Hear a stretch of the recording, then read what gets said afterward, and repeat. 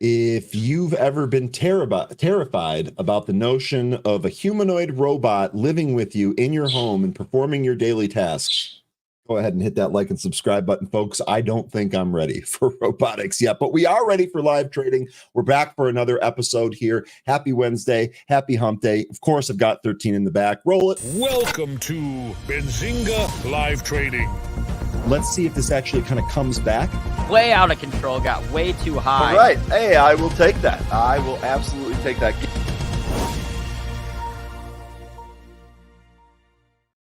All right, folks, good morning and happy Wednesday. Happy February 28th, day before leap year, right? We've got a leap year tomorrow. So, all right, we're going to be looking at the market here. We've got a couple of things already moving here. Let me bring on my main man, 13. 13, how you doing today? I'm doing all right. Just kind of enjoying the morning runners here. Got captured a little bit of this one we're going to talk about here. And then we'll see if it runs some more. So. Okay, sounds pretty good. Let's go ahead and dive right in. First thing that I want to take a look at here is going to be the SPY. You know what? Before we even start with the SPY, let me go ahead and start with Trade the Pool. Look at this stock. I think we're going to talk about this one, aren't we? Yeah, Don't forget, our stream is sponsored by Trade the Pool. This is the best prop firm out there. If you need help getting above your 25K threshold in order to day trade, we have the answer for you. It is Trade the Pool. You can also get up to 260K buying power by signing up with them. So be sure to check them out. They're great. They join our stream sometimes. Really, really helpful. Okay, let's go ahead and talk about the market here. What I've got here is the SPY. Now we talked a little bit about the SPY really kind of pushing up to a new high and coming back in, looking like it's going to roll over and potentially crack, and then trading back up to the high, perhaps setting a new high. It's actually what we've seen going back throughout the course of this year. And it looks like we might be setting up for that again here. We've started to pull back off the last impulse move, but it looks like we're kind of firming up. Now the SPY is down here a little bit, but it's so far holding 505. So we'll see what happens when the market actually opens, when we get some more volume in here. 13, do you have anything on the SPY for today? I was looking for a close under 507 yesterday. That was the neckline to this head and shoulders pattern we've been forming, in a smaller time frame over the past several days. Now I want to see it come down to 503. We've been getting, some pretty steady rejection of 507 for the, this morning and yesterday. So I think that's, bodes well for my target. 503 is where I'd like to see this go. Okay, 503 on the SPY. That's what we're looking for here. As far as upside goes, mine's actually pretty simple. I just want to see it stay under that recent high. I've got that value at 510.13. So that's what it looks like for the SPY. Let's dive into some of the individual issues here. We'll go ahead and talk about them and set them up. First thing that I want to mention here is going to be Vvani. This is going to be the ticker that's at the top of the movers list here today. A couple of things that I want to point out here with Vvani. So first of all, had a PR this morning. Vvani Medical announces positive NPM 115 preclinical weight loss data comparable to Ozempic and Wegovy, and discloses NPM 139 as a semaglutide as strategy shifts to prioritize their obesity portfolio. Okay, so we've seen this before. This is a new player entering the semaglutide market. Stocks up 350% here in the pre-market, so you guys don't need me to explain why this is important. But here's the really cool thing about this particular one. If any of you are Benzinga Pro subscribers, you got this news before anybody else did. This is the power of the exclusive news that we do from time to time. So if you take a look here, you'll notice that the press release is highlighted in brown here. Okay, it's this line right here. But 30 minutes earlier, we actually had exclusive news that was going to come out in that press release. Now, here's why that's important. Because if you look, let me go ahead and click on this and get this back here. Boom, boom, boom. Okay, if you take a look at the time here, you'll notice that the press release came out at 8:30, right? So the press release came out right here, right before this huge move. All of this time in here, you could have bought this stock if you really liked this. So it just goes to show you why we try to break exclusive news. how you can actually use it and what the value of having that in Benzinga Pro is. Remember, I have a news feed dedicated to only exclusive stuff that I check on all of the time. Now, I don't do any pre-market trading, so I didn't trade this myself, but 13, didn't you? I did a little bit, and I don't like to pre-market trade either, but I felt this was such a strong move. And the piece of information that was really interesting to me was that this is a significant weight loss comparable to injectable semaglutide from a single administration with expected twice yearly dosing. Only 2 times a year for an injection sounds pretty dang good.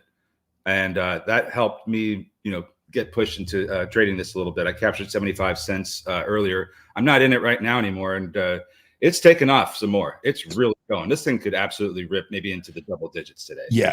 Absolutely. And here's the thing, like this is going to be in play today. We got another semaglutide name to cover here this morning that we've been talking about recently, but this is going to be in play all day. So here's the thing. I'm showing you how you can actually use the exclusive news in Benzinga Pro to capture things. This is a perfect example from today, right? We've been talking about semaglutide, it feels like every day for the past several months here. And so you see that news, you see it before the PR comes out. Now you see the price action. We should be able to put this plan together. But even if you missed that here today, I'm expecting this stock to really trade pretty crazy. I mean, look what happened with Viking. When we first started trading Viking Therapeutics, stock was $16. Stock printed in the 80s before. So I'm not going to chase a stock up 470% right now. Definitely want to wait for some pullbacks or some other support levels to add to be able to get entry on this stock. But again, look at some of the tools that you have available. Look at what could have been here. So good stuff. Okay, Vvani, we've talked about this. We're going to watch this one. Probably going to be a top watch. Hopefully a bunch of you folks already have a plan for this and everything. The other one that I wanted to mention here is going to be VKTX. Now, this is Viking Therapeutics. This is the stock that we recently talked about. You see, they had the huge move yesterday. They actually bought that move down and then brought it back to the highs. So again, even if you missed that initial pre-market impulse move, if you're patient and get good entry, trade can still work here. Well, guess what? Viking in the news yesterday doing a public offering of common stock. So we talked about this, right? We talked about, hey, this is the most obvious offering coming here, right? Stock just absolutely wild.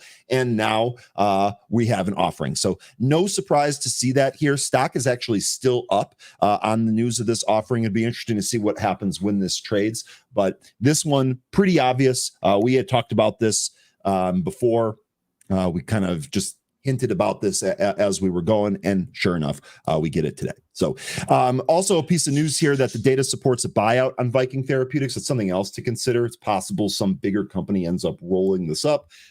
Maybe Vvani becomes the same thing. We shall see. Vvani, by the way, high of 662, currently at 6. So awesome job. Looks like a whole lot of you guys are doing that. Beck's in at 222. Rob in at 145. I think there was another one that I might have missed there. Yes, Parker's Thinkorswim Indicators in at 155. Thanks to Benzinga News. This is exactly what I want to hear. Excellent. We're going to give you the cash register ring and the one up for leveling up today. Awesome stuff. 13. I'm sorry. And Vvani, they had a high of $20 back in March. I haven't looked to see if they did any reverse splits, so if that's been adjusted. But this thing has the potential to get up into the teens and 20s.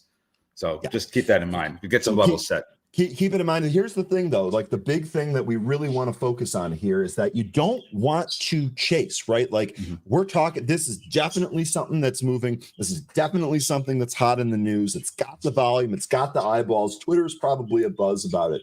But you really don't. I mean, if you buy it right here at 6 and it sells off 75 cents and you're thinking, oh, God, I don't take the, just be really careful on your entry. Let's try and find a tactical entry for this. Cleo absolutely loves it. Look left and set some levels. That'll help you find your entry if you're looking to get into this. Absolutely. And we're already seeing here a pullback here in the pre-market. This is great. As far as I'm concerned, I would like to see this come into a level. I've got the VWAP at 335. You can see how much we actually rocketed away from this. So just really impressive stuff here. We'll keep an eye on that. Okay. IXHL. This is Incanix healthcare. This popped as high as 1250 and pretty much bled back 5 points of that. We're currently at 750 here. We did have a piece of news here. Canix announces positive top-line results from phase 2 PSI GAD1 clinical trial of psilocybin in generalized anxiety disorder. So we're getting a psychedelics, a PR here for treating anxiety. Stocks up here 79%. This is, I would say that as far as some of these alternative medicine markets go, I will say I pay more attention to the cannabis market. I don't really know much about the mushroom market and how this is actually going to help people, or what kind of addressable market there's going to be, or where they are in terms of getting things legalized, this, that, and the other thing. So I'm kind of a bystander when I watch it on this. It is worth noting here. And as far as looking at today's chart, we're doing a pretty good job defending that 7 level. So this one might be in play here today, but just given what's going on, might look for some others here. Did you have anything you wanted to cover on IXHL 13? You pretty much covered the big Okay. part of it. The thing about this that I find interesting is that there are a lot of sufferers of anxiety disorders, and the ability of having psilocybin change the brain's chemistry in order to better manage that, I think is it's encouraging. It's a great thing, because I know some people that have to live with anxiety disorder, and it's not fun for them. And this is something that can really get going if this is if these phase 2 results lead to positive phase 3 results and then being a product coming to market. So I like that, and I hope this works out for him. Yeah, me too. And like I said, we'll monitor this, but we might have some other trading opportunities to go. Yep. All right, next here is going to be BYND, and this is Beyond Meat. Now we watched this live in happy hour last night. We watched the trading action here on Beyond Meat. We had a nice, robust discussion about Beyond Meat here. Of course, Beyond Meat shares trading higher after the company reported mixed Q4 financial results, but I don't think that tells the whole story. One of the big things here with Beyond Meat is this was a very, very highly shorted stock, and I think you're seeing some squeeze action in here. The other thing is that the fake meat, this seems to be polarizing more and more people. So I'm not surprised to see this turning into a battleground stock of sorts amongst that niche. If we take a look at the short interest here, we've got 39.18% of the float shorted, and we have days to cover above 10, which is exactly what we want to see for squeeze. We talk a lot about these levels. 5 is what we, the lower end of the level, but 10 is better still. And that's exactly what we're getting here. So 10.62 days to cover on Beyond Meat, ticker BYND. I suspect that this is why this had such a great after hours. I know that they reported numbers, they were better than expected. Shorts get a little nervous. Stock starts trading up, maybe forcing a run to cover here. We'll see on Beyond Meat. If we take a look at the entire extended session, including the aftermarket here, we're actually starting that formation for a cup. So let's see if Beyond Meat trades anywhere back up towards 15. Maybe we get like a slow climb to that 15, might even get a pop above that 15 if Beyond Meat takes off. So this one definitely on deck here. I know it looks like you guys are just already trading Vvani. It doesn't matter. Jay Summers doesn't matter. I'm just going to hit it. I'm just going to hit it. But look, that's awesome. Give you a register ring for that. Keep rolling down the list here. Stock, did you have anything else on Beyond Meat 13? Well, one of the things that that was brought up yesterday in the happy hour was how Beyond Meat was one of those meme stocks. And of course, we have AMC reporting after the market closed today. So we kind of were thinking to ourselves, are meme stocks making a comeback? Maybe, maybe not. More likely not. But keep some of those names that on your radar that used to run. Like, so you have GME, AMC, BlackBerry, KOSS, even Hood, HOOD. That's also considered a meme stock. There's some others that aren't really doing too well. Might not even want to touch, but just, if you have a list of those stocks, maybe kind of dust them off and see if they're moving. Okay, good stuff there. We will take a look at those. Let's keep rolling down the list here. This is Bit Brother. We talked a lot about this one. This one's had several reverse splits. Well, I'm just going to mention it. It's one up big here. one. What? One big one. 1,000 to 1. Yeah, exactly. You know what? Like, I don't even think I want to trade this one. This reminds me of Dog Z, which is a stock that I just lose money on and just not going to trade it. This is up here today, but just keep in mind where this came from. We've been fortunate enough to be able to watch this for a long time, so we're well aware of how some of these things trade here. Not sure on bets. I'll probably pass on this. We are popping here some decent volume. We're right under the VWAP. We'll see what the scanner says throughout the course of the day. Did you have anything on bets, 13? Just that it's under 1 million share float, so very easy to push around. But as the name implies, bets is definitely what you'd be doing with this stock. So place your bets if you want to. I don't think I'll be touching this one today. Okay, yeah, same with me. That's kind of what I figured. Okay, next on the list here, we covered all of those. APLT, this is popping here. I know we've talked a lot about this one recently. Applied Therapeutics shares trading higher for the company announced FDA acceptance and priority review of the NDA for Gorovestat for the treatment of classic glycemia. Okay, I'm done trying to pronounce the drug names. APLT popping here, doing a good job flagging above 8. We'll see if it actually takes out 9 or if it just kind of stays in this range. I noticed that a number of you were talking about ZVSA here in the pre-market here. Who was this? This is WIS. We've been on this one. I've been on this one for for a couple of days. This has been back and forth. Looks like yesterday it kind of took a break. Maybe we actually pop above yesterday's intraday high. We popped above the lunchtime high or thereabouts. Let's see if we can take out that morning high at 134. I've got a consolidation area here right around 140. And then, of course, the big high here is going to be that 250 high. We'll see if we end up getting up there. Not too sure on this one, but ZVSA so far showing you some strength here in the pre-market. Wakimi saying, Ryan, thanks for Palo Alto. I made good money. Nice. Awesome, dude. There's a register ring for you. Awesome job booking those gains. I'm glad that was able to help. Glad we were able to spread some of the wealth around. It's exactly what we want to be able to do here. Okay, looking down this list here, just got a couple of more here that I want to mention. Silo, this was popping, but it's really kind of come back in. Not a whole lot going on there. Can, this is one that we've traded off to the scanner a lot in late 2013. This is popping here. Really needs to break 195 or 2 to get going. That's a Bitcoin name. And that's a Bitcoin name. That's exactly where I was going. These next couple are also going to be Bitcoin names. Coupang, I don't think they have any Bitcoin exposure. This is just from earnings. BITF. This is the Bitcoin name. Of course, you guys know Mara. We've been talking about this. Mara actually has its earnings today as well after the close. So Bitcoin, reason a lot of these are on deck here, Bitcoin actually traded above 61,000 here today. So Bitcoin still on that big run. Risk on definitely seems to be the case right now. I'm also very, very glad that I'm invested in Bitcoin.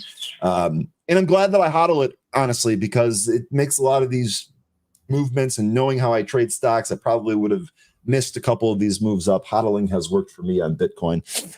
But some of these names also moving around here. Mara, Riot, Hut, CLSK, BTBT. I mean, the Beto, Coin. The list is literally full of all of these Bitcoin names that are trading up here today.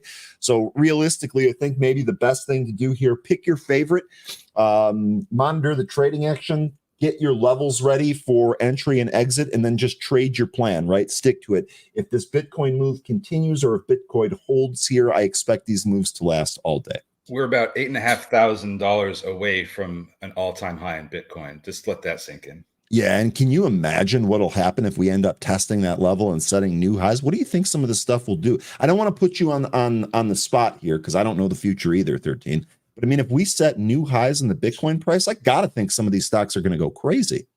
Oh, yeah, I would agree with that. And I think it's just a matter of choosing the correct names to be in. I think we've been doing pretty well with that with some of these larger names like Mara and Coin. So some of those are definitely going to be good. But maybe it's worth taking a look at some of the Bitcoin ETFs as well.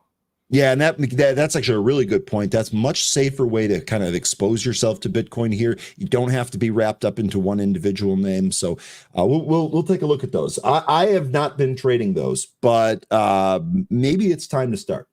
Okay.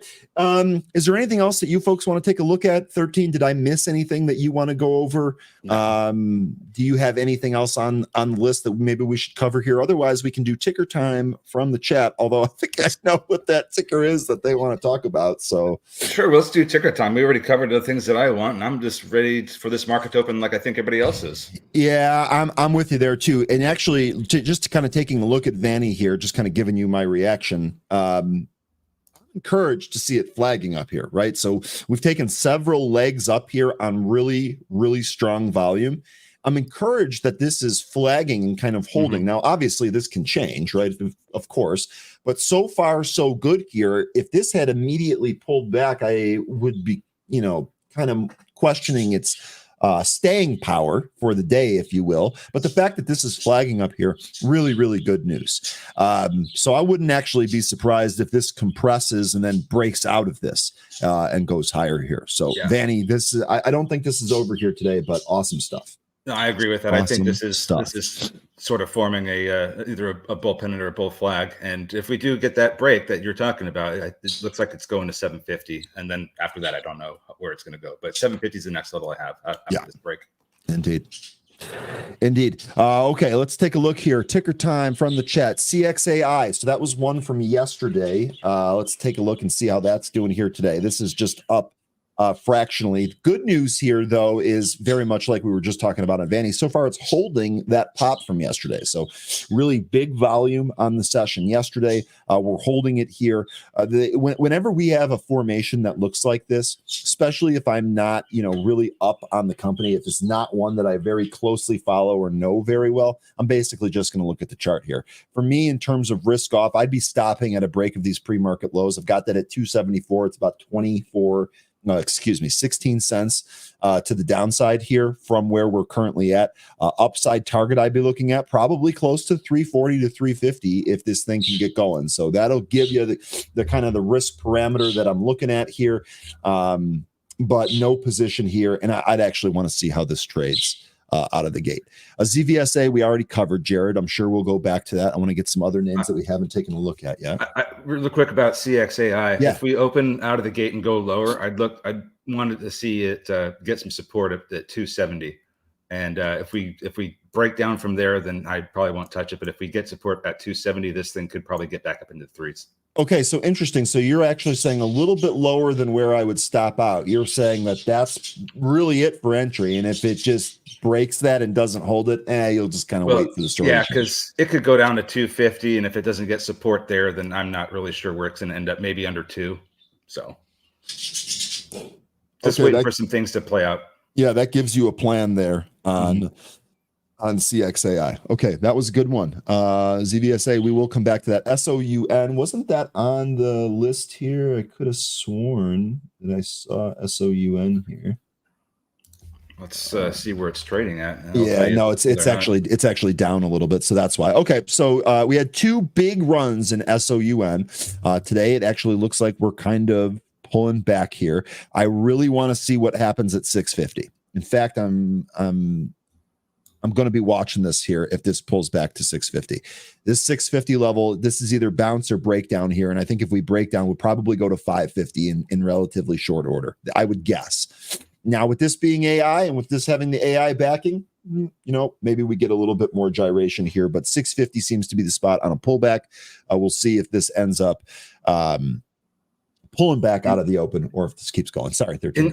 It's okay. In terms of upside, if you look at what's been happening over the past couple of days with this, it's been running into some resistance somewhere between 730 and 750. So in that area there, if you're trading this, I mean, if I'm going to pick it up here, I'm going to want it to get up into that zone, and then I'd be out because I don't know if it's going to break out of that area or not, because it's been getting rejected there frequently over the past couple of days. Maybe it does break through, maybe it doesn't, but that's an important level for me to exit if I'm going to be in it here, downward trading at now. Okay, no, really good stuff there. Really, really good stuff on that. Okay, let me see. Who else did I miss here?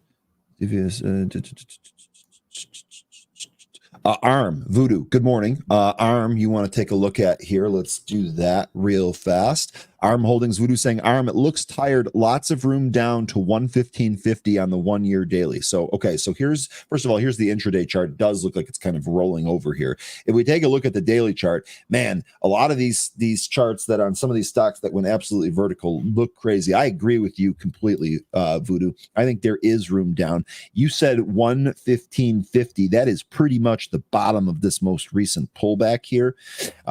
Looks like what we've done is we had the impulse move took took us above 160, about 163.5, pull back to that 115 area. It looks like the next move took us up to about 150. Now we're probably pulling back. I would like to see if it holds this. I would say if it breaks this, you probably have even more room down, maybe even test that gap. I don't think it's going to do any of that today, though. I think that this would probably, if this does move down, this would probably be a several day move down on that one. But this is a good one to watch. I agree with you. I think there's some room to the downside here if it starts to come in. What the caveat there is that we have not seen some of these tech stocks want to come in. They have been incredibly strong. But keep us posted on ARM. This is a good one to trade. Lots of movement here. Could be a mean reversion in ARM too. We have the 20-day SMA down at 112.41. So you might see it go under 120 in order to, kind of just get back to that moving average, and then you could probably see it end up going higher. It's possible. Okay. So good stuff there on ARM. Let me go back to my movers tool here. Okay, next one you guys want to take a look at was JanX. By the way, we've got 3 minutes till we open here. I am keeping my eye on that. This one here was an absolute monster yesterday. Okay, JanX, we actually talked about this on the happy hour as well. It's had a huge pop in the pre-market or in the after-hour session the day before. Ran up in the pre-market, ran up out throughout the course of the day, held in the after hours. Now this morning we popped again, but completely round tripped here. So I actually didn't take a look at the news here this morning. I don't see anything new from today. I do see the offering, which again, not surprising given the huge move that it had yesterday. Saw that here in the after hours. Looks like that came right at 5. And that was, let's see, let's go back here real quick. That it is higher than when they announced that offering. So JanX doesn't really seem to be bothered, at least not by that offering yet. We'll see what this ends up doing here today. I will say, if you look at this pre-market move here, we got a pretty decent range here on Viking Therapeutics. So interestingly enough, TGTX popping here. This is, of course, a swing that I'm actually still holding in Trade the Pool. We'll take a look at that today. On the first move up, I was able to lighten this off. Looks like we're trading up here again. TG Therapeutic shares trading higher after the company reported better than expected Q4 financial results. Awesome stuff here on TGTX. What else did I miss? Born to be Free is bringing up UNH set to open $13 down. I believe they are being investigated, or there's something they're getting hit with that's pulling the stock down. I think it's some kind of investigation. Excuse me. Justice Department investigates United Health Group for antitrust violations. Yeah. Spot on 13 yet again. Well, I've read the news, but thank you. Well, that's what I'm saying. You kept yourself informed, and you're spot on because you read the news. That's what Benzinga does for you. We're also about to open here in a few seconds. We're also about to open. Okay, let me flip over to the main workspace. We'll take a look at the scanner here, and then we'll flip over to the Trade the Pool to actually execute some trades here today. Okay, let's see. What's Vvani doing? Jay throwing this in. The UNH also got hacked, hired Pan W. All right, Nancy Pelosi is smiling somewhere. Probably at her bank. All right, so it looks like Vvani may have been an amazing trader. Yeah, may have been halted out of the open here. It's beeline and right for that 750 number that I was talking about earlier. Here we go. 718. That is halted. Vvani halt upside number 1 on the day. Okay, so guess what? That probably means it's going higher. That's how we've observed some of these halts out of the gate happen. They like to halt on their way up, and then after maybe 2 or 3, they start coming down. So just be careful.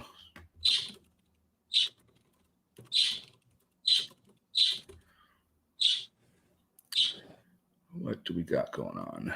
Sorry, I was trying to figure out why Cleo was going crazy. Okay, Vvani halted. Okay, we're all caught up. Jay saying TGTX trim some more. You know what, Jay? That actually might be a really good idea for me to do as well. We watched that come all the way back on me, and we don't want to do that again, right?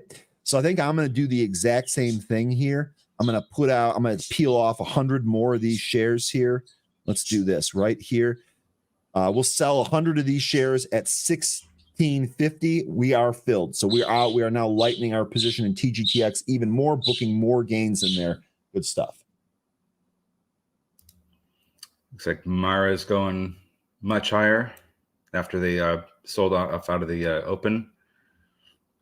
Well, there she goes. Looks to break $32, $33. Nice bounce on that little knife there. We'll see if that takes the pre-market high out here. Good call, 13 on Mara here. I mean, Bitcoin is, I'm really surprised as to how fast it's moved up over the past few days. It's been it's been a pretty big move. It's got to be the halving, though, right? Like the halving news and all that coming up here. I mean, I'll be honest, full disclosure, I don't really understand the whole halving thing. I mean, I understand it, I guess, conceptually on the surface, but I don't really know why that would have such a tremendous effect on the price. We'll see what happens here. Mara pulling now, by the way. Like a scarcity kind of thing. So now that you're going to be getting fewer Bitcoin from mining, it just makes it more scarce. Okay. That's my understanding of it. So it's supply and demand. So it's the same thing. Yeah. There's probably some other crypto traders out there that can explain it or know more about it than I do, but that's just my understanding. Looking around here. Oh. Yeah, other than VANI, it doesn't look like there's too much to trade. Maybe IXHL is starting to get some love here. Okay, let's take a look. IXHL. How many times do you think I'm going to screw up that ticker today?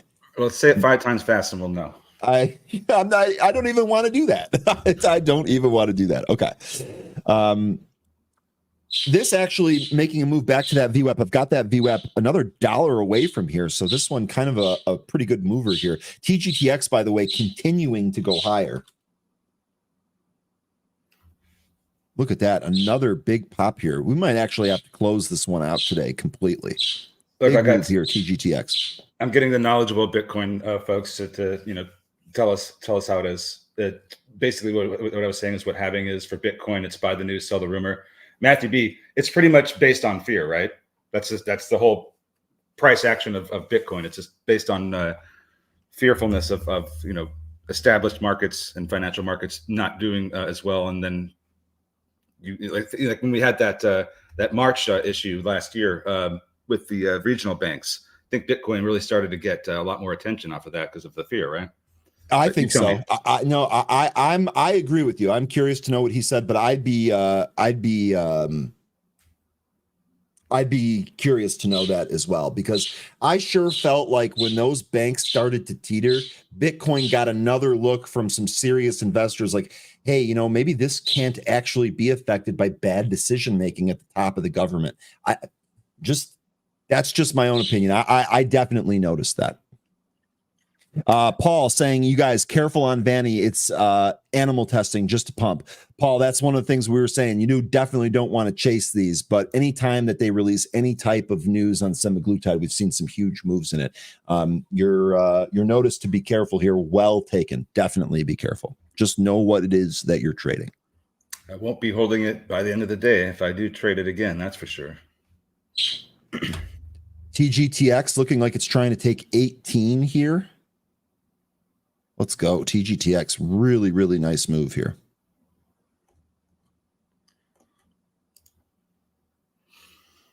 Check out ADIL. Okay, let's check out ADIL. We've actually traded this one off the relative volume scanner before.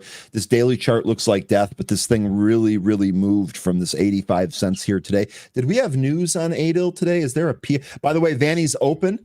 Vvani open. Looks like the low print on that stick was 578, ripping higher here now. 780 the highs on Vvani. Let me bring that up. Sorry, we'll come back to ADIL, but with Vvani open here, it's likely going to halt again, I think. Holding right around 7. This is a big range on this candle. Yeah, let's just see what happens. I mean, my thought is that it's probably going to end up going a little bit higher here. But if we just start selling off from here, then maybe there's an opportunity later. Well, it usually did. These halts. It was halted at 714. It did print 780, so it did go higher here. Now we're pulling back. Yeah, but we're still holding above this this $6, $6.15 level for the time being. I think if we go beneath that and we'll start selling off some more. Here you go. Here is the move to the lows. This should accelerate to the downside. Boy, Paul, you're mentioned to be careful here. Really well timed. really well timed. I'm glad to see that the group is learning and seeing how to trade some of these really fast movers. Vvani bouncing now here real quick. Yep. I want to take a look at some of the other ones that you guys were mentioning. IXHL, Crow saying that that's going here. That actually traded back to the VWAP. Couldn't take it. Vvani kind of consolidating here. We'll see if it breaks down. The other one that you guys were mentioning, APTL. No, that's must be a mistype there. I don't think I ever set any Fastly levels, but I can. Let me see here. No, I'm long Fastly. By the way, Vvani now next leg down, 550s here, 530s. Vvani accelerating to the downside here. I took a starter on Fastly. I'd consider adding to that. I'll take a look at that one here in a sec. You guys, SOUN, we'll take a look at that one here real quick. That's coming back in. ADIL, that big pull on ADIL. Wow. Well, just looking at this, I'd say that 1380 is the next and last level before you're going to start to get a pretty good drop off of the recent price action. How many years back do we go? Let's see. VKTX being mentioned by Crow here. VKTX going for 100. I totally agree here, Crow. This shaking off the offering like it's no big deal, running towards 100. Marie out at 6 from 293 on Vvani. Oh man, that is nice. A register ring for sure. That is a register ring for sure. Nice trade, Marie. Great to see you this morning. Great job booking those gains. I'm going to post that as a community win. Awesome job. Yeah, to answer your question, Born to Be Free, 1380 would probably be the next level, followed by 1365. But just those are just the levels that I see. I really can't give you anything else beyond that. My first buy was at 1436. I'm actually just going to add a little bit right here at 1399. Oh, price dropped and I got 1397 on that, Phil. I'll take it. Got it 2 cents cheaper. No big deal there. Very, very small ad. We're building a small position here in Fastly. Okay, good stuff though. Good.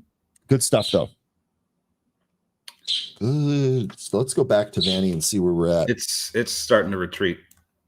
Starting to come back to that VWAP, but don't write this one off yet. Oh, I think it's through VWAP at this point. I mean, maybe you have a different one. Yep. Oops, I just pressed help in the browser. Now I can't see anything. I do have a different one here. I have VWAP at 4. You know what I'll start doing, 13? When I mention VWAP, I'll also mention the value. And that way, at least if we have different ones, we can take a look at the actual price point and go from there. So I have the VWAP at 417. It did not quite get there. Looks like it's bouncing now. I would not be tempted to play this unless this came into some type of observable level. By the way, VWAP on my broker is 412, 418 on Trade the Pool. So even I have a 6 cent difference here. Yeah, I got 604. And it's because of the pre-market price action taking it up into the 6s and 7s. Yep, that's exactly what it is. So now we're going through some EMAs here, and we're finding some support from them. But we're coming up to my VWAP. So I think if we can get start trading back above 6, it might recover. But I think that 6 level is going to be the make or break for it today.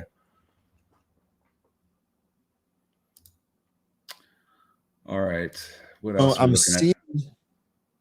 I'm seeing like not a whole, this just looks like regular trading action, right? Like I'm not seeing, there were some buys. I'm not seeing a whole bunch of really big orders here at this level. That's what I'd like to see for maybe a kind of a turnaround, but I'm not seeing that yet.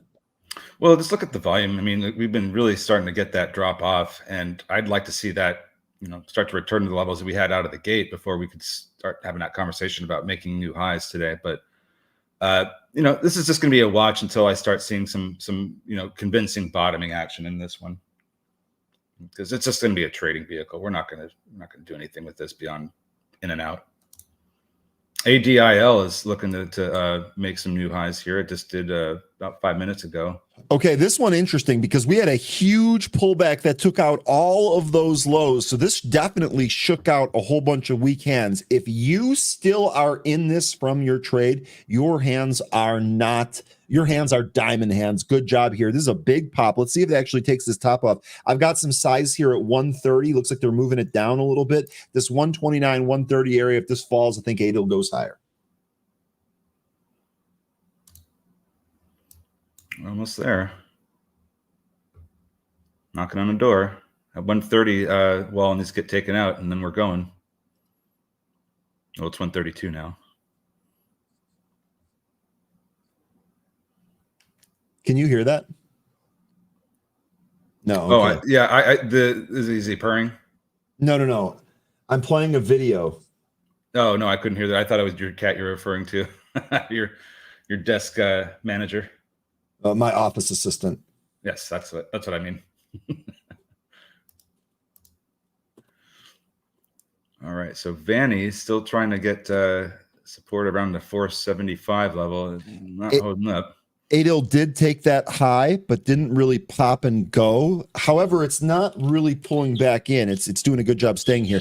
Vvani approaching my VWAP. By the way, now my VWAP is changing quickly. I've got it now at 434. Last time we checked in this VWAP was 417. We're up almost 20 cents from that now. So this changing very, very rapidly. Like you were saying, 13, I think that big action in the pre-market is responsible for the difference in these prices. We'll see where this ends up bouncing here.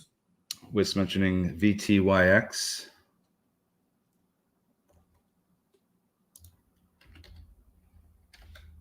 This doing a good job holding above its VWAP at the moment. Yeah, this looks like it's got a good bull flag formation sort of happening here. If we can hold this level, it'll definitely, I think it could definitely take out 765 that it made this morning. Indeed. And by the way, I'm just kind of looking, we know we're talking about other stuff. TGTX, Jay Rice, we're having a morning here today. Look at TGTX. This is just a massive move here. If this takes out 19, I'll probably close this position. I'll probably close this one down. In fact, you know what we're going to do? We're going to put an order out there. We're going to put an order out there. I've got the high here at 1888. Let's put the order out there for 1913. 13 is my lucky number. So let's go ahead and I'm serious, by the way. Let's go ahead and put that out there. See what happens with TGTX. Now I'll take a look at some of the other ones. We got another dollar move here. We will close this out. Jay Rice agreeing. VKTX wants 100. We talked about that earlier after Crow Call. This sure looks like this does. You think this retreats at 100? Oh, wow. Jay, you added pre-market on that red move? Oh, dude. Register ring. Let's go. I'll tell you what. This community, this show, we've had a really good week. Like going back to Friday of last, we've had a really, really good couple of days. Definitely want to spin that forward here. And it's just Wednesday. I know. We got more time. Let's go. VKTX here looks like this is kind of rounding at the top here. This did almost print 100. I've got what's the high on this candle? 99.41, your absolute high print. Early bird gets the worm. You know what, Jay? You're out in Arizona. You're waking up earlier than the rest of the group. You're beating some of the East Coast people too. That's dedication, Jay. Let's go. Take it home. ADIL is trying to take out it just did. Now it's going higher. There we go. ADIL. This was a great call earlier.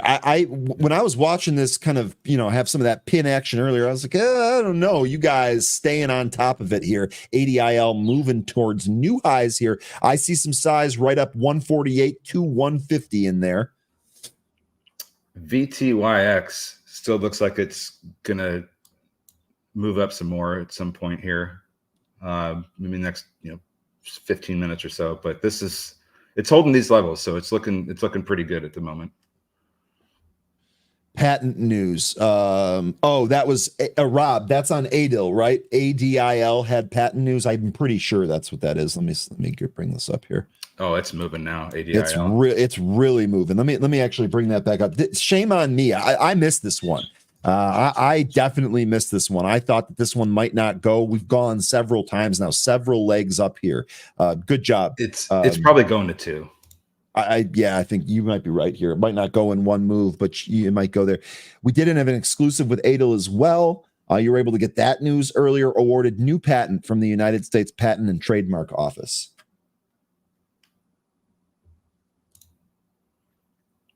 Let's see what else is happening here. Looks like Fastly found the bottom and is trying to come up off of it. I like hearing that. Let me take a quick look at Fastly here. Oh, dude, I'm screwing up the ticker. This has got all these letters that I mix up. FSLY.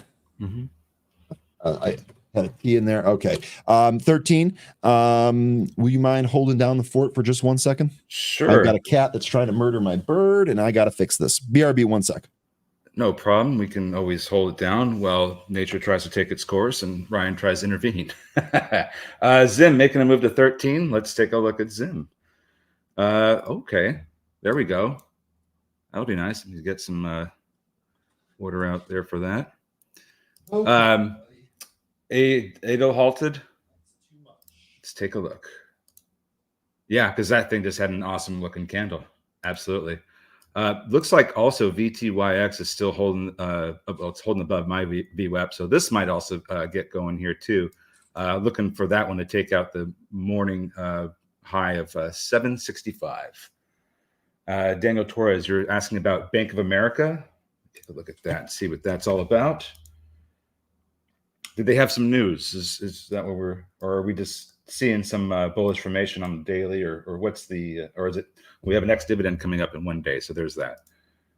Looks like VTYX is really starting to make that move. 765 is the high I think it's going to take out, and it's getting almost there, and we're about to do it.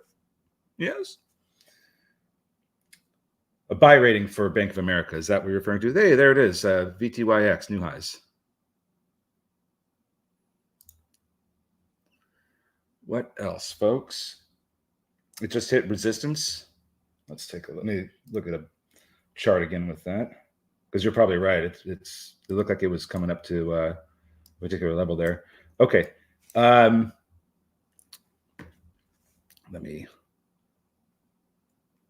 What's the level you're looking for it to break there, Daniel? Because the one that I have here, that the recent high is 35.10. Is that what we're talking about here? All right. Sorry about that. Hey there. We're back. just talking about Zim and Adel and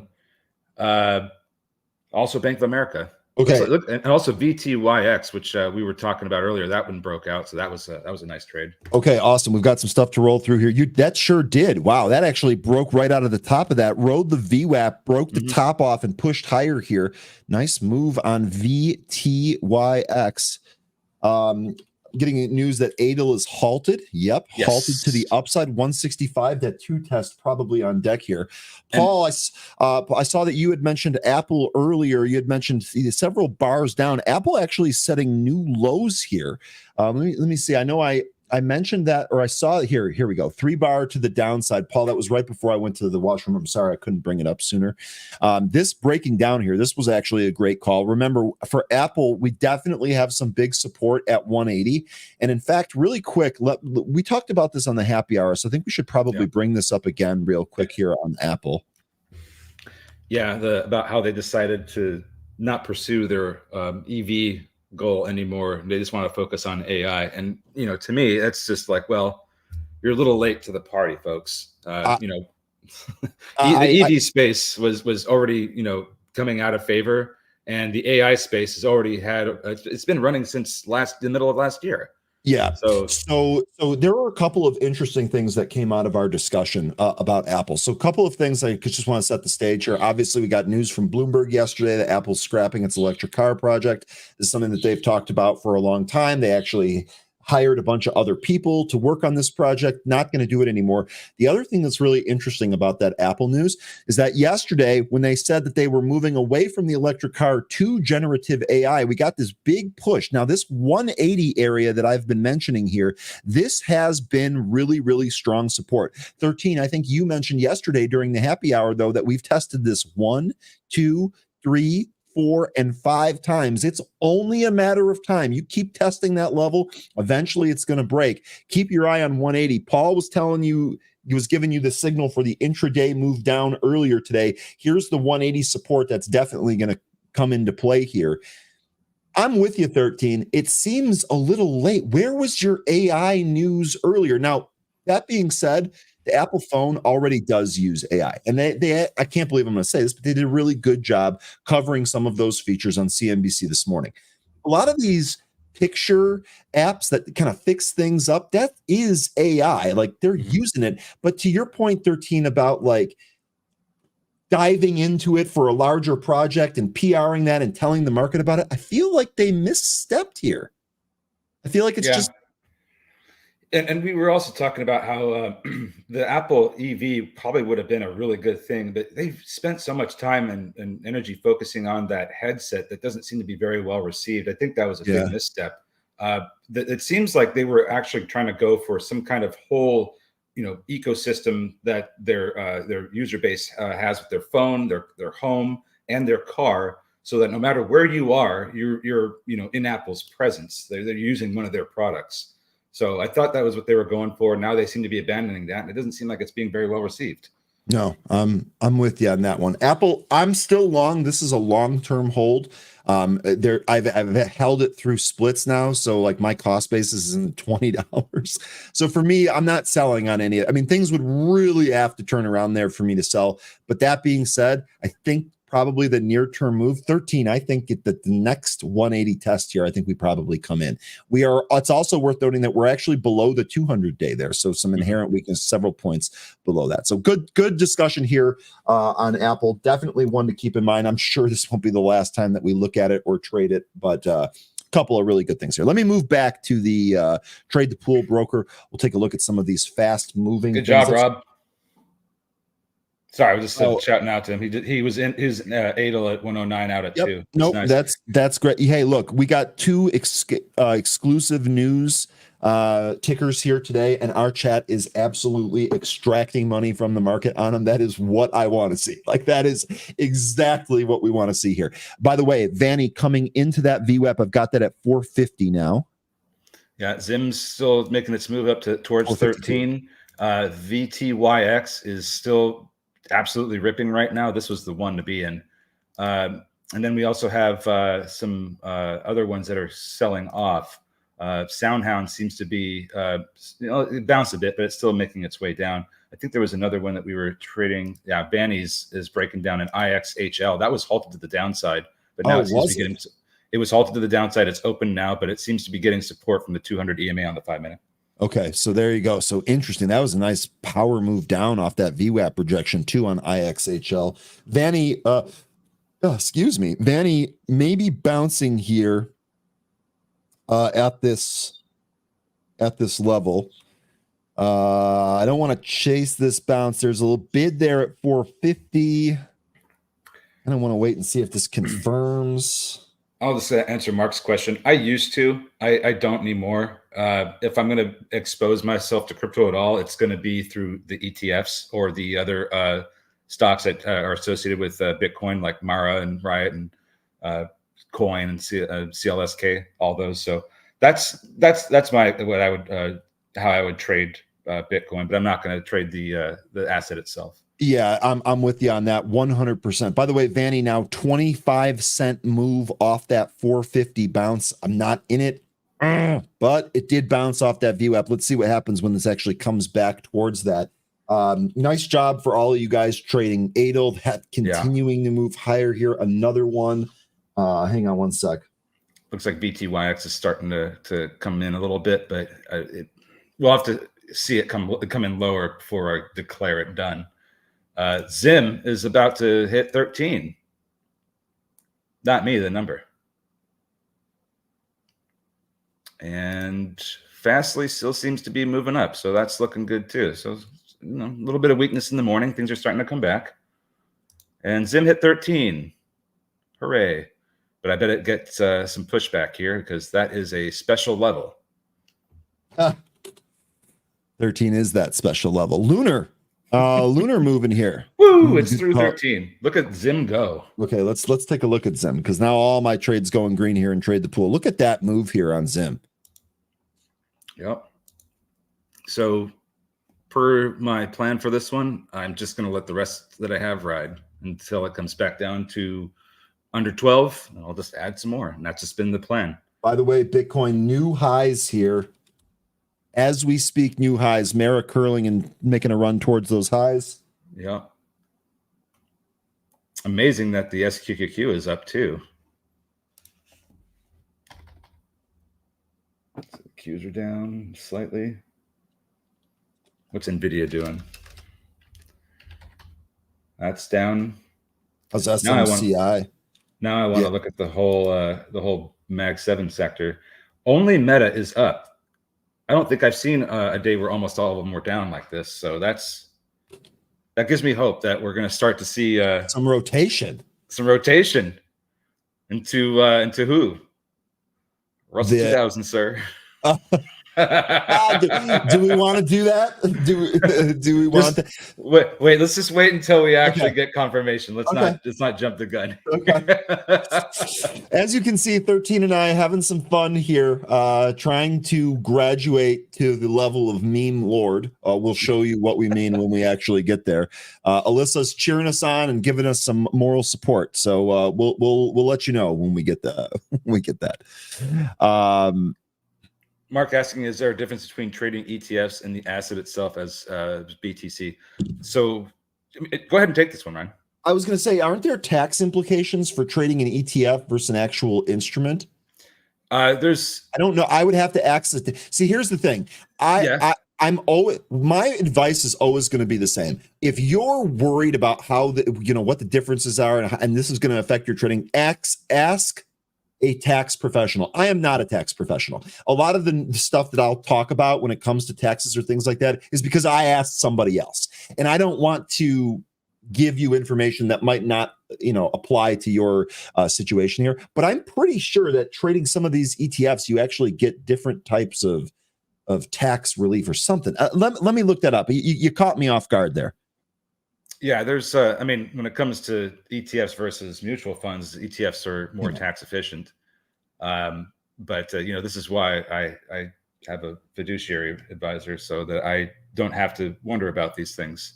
He'll tell me if this is good, if it's a good idea or not to get into those. But I think ETFs carry a little bit more, or not more, but a little less risk because they're being managed by people that know more about crypto than I do.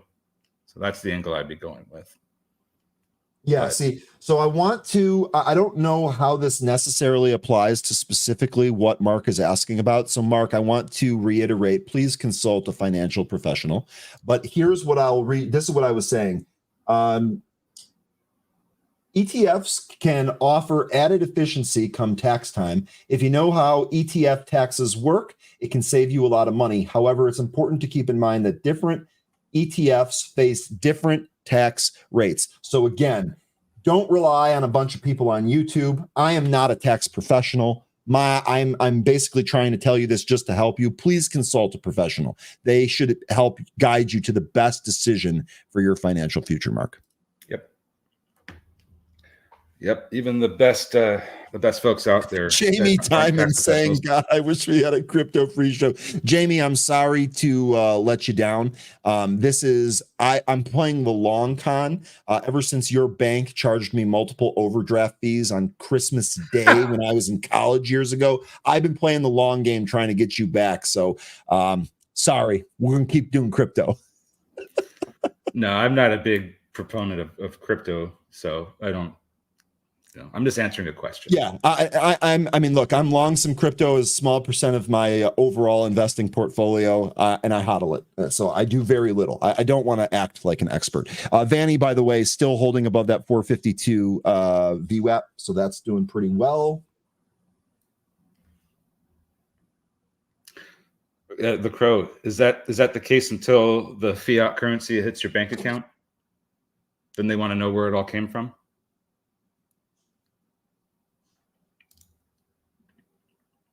I'm just asking because I don't know the answer. I tell you what, this Vvani sure looks like a 5 test is coming here. Vvani. Like it's coming back? I think this is going to trade up and test 5 here. We're doing a really good job building above the VWAP. It looks like we're trying to bounce. It looks like we're trying to get back into this consolidation area, which pretty much starts at 5. We'll see. As long as it can hold 450, I think that we could see 5 again. I think 450 looks like it's the level. I feel exactly the same. It's got to hold the VWAP that it's at now. It has to. Otherwise, I don't think it's going higher here. Probably breaks down. If it does. Okay, let's take a look at some of the other stocks here. I saw Crow had an awesome comment earlier. It looks like the market was having a tough time digesting Beyond Meat. that was Crow. That was clever. That's while it was moving down here. This did actually bounce off that 10 level. Here's the thing with some of these highly shorted stocks. They might come back in, but they might try to bear trap people, right? They might try to draw some of the shorts, think, finally it's going to crack, and then they get jammed again. So anytime that you see these stocks that have these really high short interest, understand that this can still move on that squeeze attempt even later in the day, even if it comes in a little bit. So Beyond Meat, this actually just reclaimed its VWAP here. And by the way, Vvani looking like it's going towards 5 now here. Let's see what happens if it trades above 5 on Vvani. Thank you for the info, the Crow. I'll have to look into a secondary citizenship. I'm not being a smartass, but that is something that I have actually explored. Crow is being a smartass. He said the market swiped left on Bumble. No. That comment. I know. Yes. I know. But it's also a good one too. The market swiped left. Our chat's funny. Looks like IXL is trying to hold the 200 EMA and make its way back up. I'm still not convinced. The volume doesn't look great in this. Vvani's trying to come back. It's touching my VWAP that I have at 541. Dude, Paul, great job sticking with your plan, even when it's not the thing that was being talked about here. This is trading right here. Paul scalping Apple to the downside via puts. Awesome job, Paul. 33%, not bad, especially on options. Those things can move pretty quickly. Good job. That you were on that from the beginning. You stuck to it. You booked gains. That's what I want to see. That's what I want to see. Born to be free. I hope that works out for you. I think their new president's pretty cool. I like his passion. Yeah, I do too. I do too, as an aside. Here we go on Vvani, right through 5. That bounce off that VWAP was choice. I have the VWAP at 436 in my broker. I have it at 455 here in Trade the Pool. Look, really quickly, and then I'll go to you, 13. Paul's saying, I gave you a 3-bar setup earlier. I took the trade that I talked about. I booked the gains, Paul. Let's go. Nice. And Daniel Torres is just asking, where do you think BAC is going in the short term? Sorry, I used to work at that bank. I don't like them, so yeah, it's not. I'm in Bank of America. It's one of a longer term. I've had this company for about 4 or 5 years. I think that this is going up eventually. It had a golden cross back in December. In the short term, I couldn't tell you, but I've held this for so long. I'm more of a long term player in this. I think this probably end up being in over 40 at some point, but I don't know when that is. Real quick here. Let me go back to Vvani because that is starting to accelerate to the upside. I told you that was going to happen here. Real quick, ADWTX saying they ask you if you own crypto on your federal tax form. What are you going to do? Actually, they ask me if I've bought or sold crypto, and I haven't. I've just hodled. By the way, Coinbase sends me a tax form that I just submit, but I didn't make any actual gain, any realized gains on any of my crypto. I haven't sold or bought any in years. And the mining stuff doesn't count as buying. Yeah, I just don't want to see them come out with something that tries to retroactively tax you on past gains. Me either. So And I think that actually might be something that gets discussed after we'll see what happens with the election. I don't want to make any predictions here, but I suspect Bitcoin might be a hot button topic for this election cycle. Oh, absolutely. Because they're also going to be talking about the U.S. issued digital asset, because that's been a thing lately. So, absolutely keep your eyes open and your ears to the ground up for that, folks. Yeah. Looks like VTYX is trying to turn around here from selling off. Vvani coming up to that 6 test here. By the way, the last time that we were up here on Vvani, a lot of those shares traded at the 597, 598 level, not necessarily 6 even. So keep that in mind. If we go up to that level, you might actually encounter some resistance before that. Biden just hired 2 crypto guys to work for the IRS. That's what I mean. I think there's going to be a lot more stuff in there. There's going to be a lot more talk about Bitcoin stuff. Yeah. Yeah, it's going to be an election year issue, in my opinion. And I think you feel the same way, Ryan. Yeah, no question. No looking question. at Penny pulling. Looking at Caterpillar, because Smoke Tuna, I think, was asking about it. Caterpillar, nice move here on Cat. Let me just make sure that was him that was asking. I'm sorry, no, it was Marlon that was asking about Cat. I'm sorry. The thing about this one is that it's had a really nice run, but I don't think that all of the money that was set aside for the infrastructure bill, which this would benefit from, has been used yet.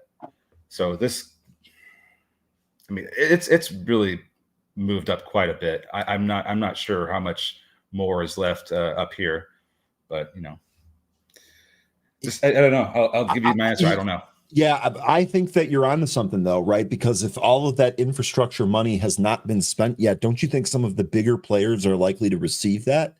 Yeah, it's just a matter of when does that get exactly. utilized. It's just a matter of when. I don't know. Cat and Deer, these are both really like kind of core companies. I think I like both of them. No position in either though. I'd add on weakness. I wouldn't necessarily chase screen moves. Yeah, I agree with that. I'd like this to start coming in maybe under 300, and then I'd be a buyer. Porn. Oh, that's funny. Jay, you've been on this value relationship for a bit here, something that you've been watching, which I can really appreciate. Jay saying Cat, eBay, First Solar, Goldman Sachs, JPM, all green, all considered value names. You know, the thing that's interesting in there is the financials. This is one we've talked about this before. I've really struggled with the financials trade. I think there is going to be a trade to be made here, but Jay bringing up a really good point here on some of these value names. And how well they're actually doing here. eBay reported earnings last night, doing a really good job holding that. We'll see if we can actually break some of those highs. First Solar, we've talked a lot about the solar stocks being related to interest rates. Interest rates don't look like they're coming down. Don't look like there's any cuts coming. But First Solar, they reported earnings yesterday, didn't they? I'm pretty sure that's what this is. Let me just confirm that before I make a doofus of myself. First Solar shares trading higher after the company reported mixed Q4 financial results and issued guidance. I like all those names. I just was a little weary about First Solar because of the exact reason you were talking about. I thought they were too tied to rates in order for them to be something that interesting enough to get into. But I do like the value names. The value names have been working really well. I agree, and I do have a lot of them. And here you go, Jay, giving you another level there. All of the price to earnings ratios on the stocks that he just listed, all in the 10 to 12 range. So if you are following this or you like what Jay is saying here and you're looking for maybe some other stocks that might fit in that, he's giving you something here to take a look at. So, okay. This has been it's what, 10 after 10? This has been a busy morning, 13. Oh yeah. We're out here getting it done. I love it. This is what I call a fun day. Yeah, Bet's going. Bet's is going. Bit brother from another mother. It's taken off, it's taken out the pre-market highs. This is the 1,000 to 1 reverse split. Low float, easy to push around. Who knows how high this goes? Well, it's halted now, so we'll find out in a bit. Let's see. Time to go back and look at some of the other ones. ADIL selling off pretty handily here. Vvani is trying to hold on to that 450 level, but couldn't get back up to the 610 level that I had. It might not be done. As long as it can hold that 450, I think there's still life in Vvani. Yeah, I think so too. Fastly is making its way downtown. Not down, but up. It's breaking, let's see, it went down to 1392, and now it's recovering. Think we'll see 15 in this one? Can we look at Micron? You know, I absolutely love Micron, and I wish I bought when it was You had me trading Micron the last time we talked about a long setup on Micron, by the way. Yeah. And, while you're putting those thoughts together, I just want to mention Crow was mentioning that bets is halted here. Yes. So this is bets halted to the upside. Remember, I told you I'm going to stay away from this, but just mentioning it here. Crow giving us a halt scan here. Back to Micron though, 13. Yeah, so I had levels in this, and I wish I had this had been the one that one of the ones I was buying in October, because that was the last bottom it had in under 50, and now we're knocking on the door of 90. So this is a really good company. I think this has a big future, like NVIDIA does, because they do flash memory and storage and RAM. So definitely on the next trip down, I'll be getting some more of this, because I love this company. Now, what is it exactly you were looking for with MU, like where it's headed?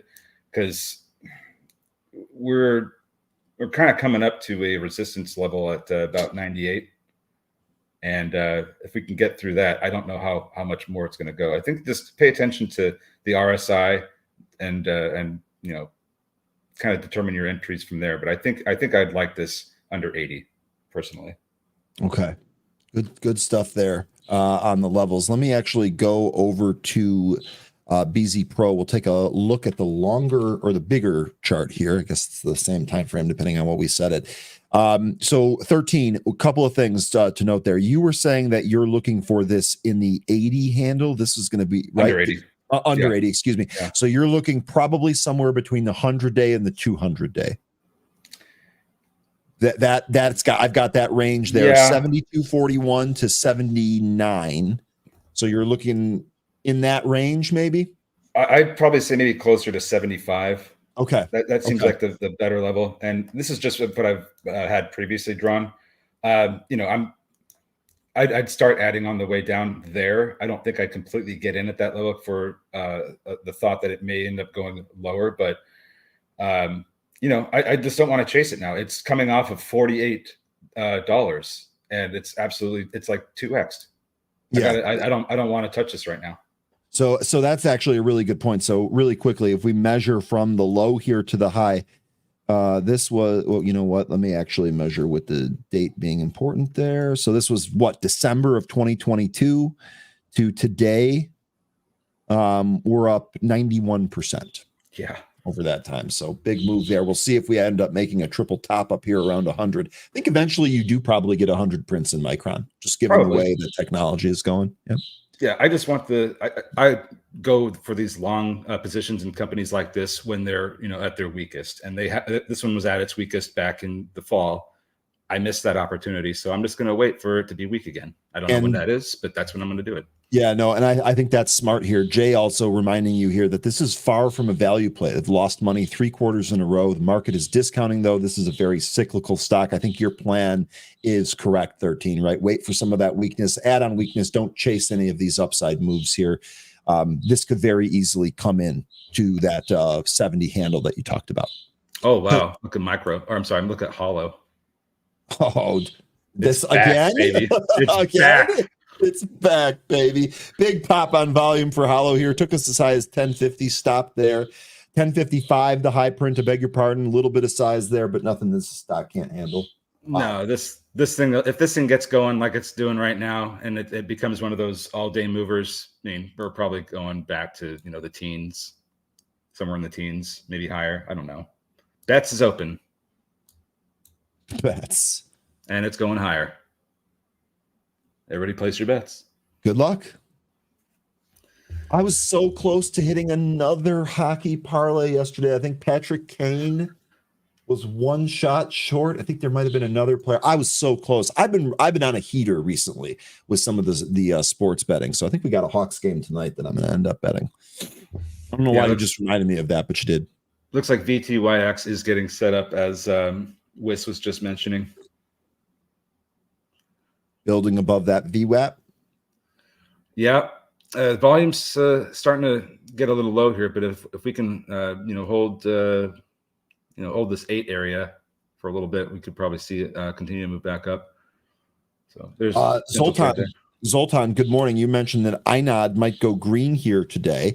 So I know we talked about this yesterday. This actually had a nice little move up there. Dip this morning, clearly got bought. Let's see if INOD can make a move towards that 8. I did add a little to this one. I rebought this one, I guess I should say. I have just a very little bit. And I'm actually I'm still underwater on this. Here. INOD, yes, my average is 793. So I'm about 40 cents under, but very, very small position here. A little bit of a pullback in Portillo's after its good day yesterday. Bitcoin at the highs here, 62,150 on the Bitcoin futures chart. Jay mentioning VFCs. Was this another value name here? I can't remember. Yeah. VFC Corporation. Yeah, this is actually a pretty decent chart. Looks like it's bottomed here. Red to green, insider buying on VFC. I think you mentioned that earlier, and I'm not sure if I covered, Jay. I'm sorry about that. Take a look at some of the insider stuff there. Looks like we actually had a buy yesterday. We had one director sell a little bit and another director buying about 5 times as much. That might just be some reorganization there. What happened with this company that it would get, cut in half and then cut in half again and then cut in half again? Yeah, this is not one that I follow, VFC. Let's take a look here at the overview real fast. Designs, produces, and distributes branded apparel, footwear, and accessories. I mean, I know that stuff is popular, but I'm not sure what the move down was. Stickies, basically like all the skater wear kind of, I mean, is apparel making a comeback? It seems like it's been okay. They got new CEO. Yeah, we talked about that too. We talked about that being the impetus. Yeah, so decent moves. So I think because we were talking about is we wanted to see a couple quarters of improvement with this new CEO, and if we get that, then we're probably going to see some positive movement in this. So okay, so this isn't going to be a big ripper because the float's quite large. It'll be much slower and easier to trade, frankly. Hollow, by the way, ripping here. That's still going. As it does. Going to take a while. But Jay, some of those trades are actually the better ones, or the ones that I like more. Maybe I shouldn't say better. By the way, Tesla, you want to talk about a ripper? Look at Tesla here. Nice little move up, move down, new highs. This thing's all over the place. Got that $2 plus range that Lynn and Randy are looking for all the time. Tesla moving all over the place. Vvani doing its best to hold this VWAP here. We'll see if we bounce from here. And Vvani. Sound is coming back. Oh, yes, it is. Reclaiming that VWAP and moving. This is popping here. Yeah, just give it time. All those silly names will come back. Yeah, they sure will. And they have earnings tomorrow too.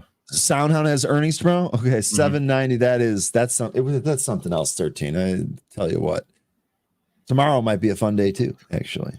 Oh, it's going to be a fun day every day this week. There we go. That's what I wanted to hear. Tomorrow, Thursday, February 29th, after hours on SoundHound. Looks like, okay, so Hollow, the next level I have is 1150. So let's see if that one gets pushed up there and maybe it'll come back in afterwards. So we'll see. Still waiting for VTYX to start making a move. Zim is coming back off of the 13 handle, but Brett's asking me here, what time frame do you guys use on your bottom chart? So I think what you're referring to is this one right here, right? The big, longer chart. Brett, this is a great question. This is a 3-minute time frame, and it might be difficult to see, but just so you're aware, that's right up here in this bar. I understand if it's too small. Happy to answer anytime that you want to ask. Real quickly here, this 3-minute chart, this actually came from the community. So I normally, when I'm day trading, I like to flip back and forth between a 1 and a 5-minute chart. Smoke Tuna, one of our members in here, suggested trying a 3-minute chart. So I added a couple of indicators the way that he does. I gave this a shot here. And I got to say, the 3-minute chart is really starting to grow on me. I really do like this. So I know that's kind of a long-winded answer to your question. I apologize. We're using a 3-minute chart on this bottom one. You're welcome. You're welcome. Jay Rice saying Baidu no dips. Listen to Kristen Fromhertz last night. These China names still have a ton of overhead supply. You know, the other thing here about Baidu, remember this was a Citron long pick. And it looked like it was starting to curl here, but no dips. You mean no dip buys? This thing looks like this is kind of moving down here today. Baidu. Maybe I'm misreading that. But nonetheless, don't forget Citron had a long on this one. I think they had a price target above 200 too on Baidu.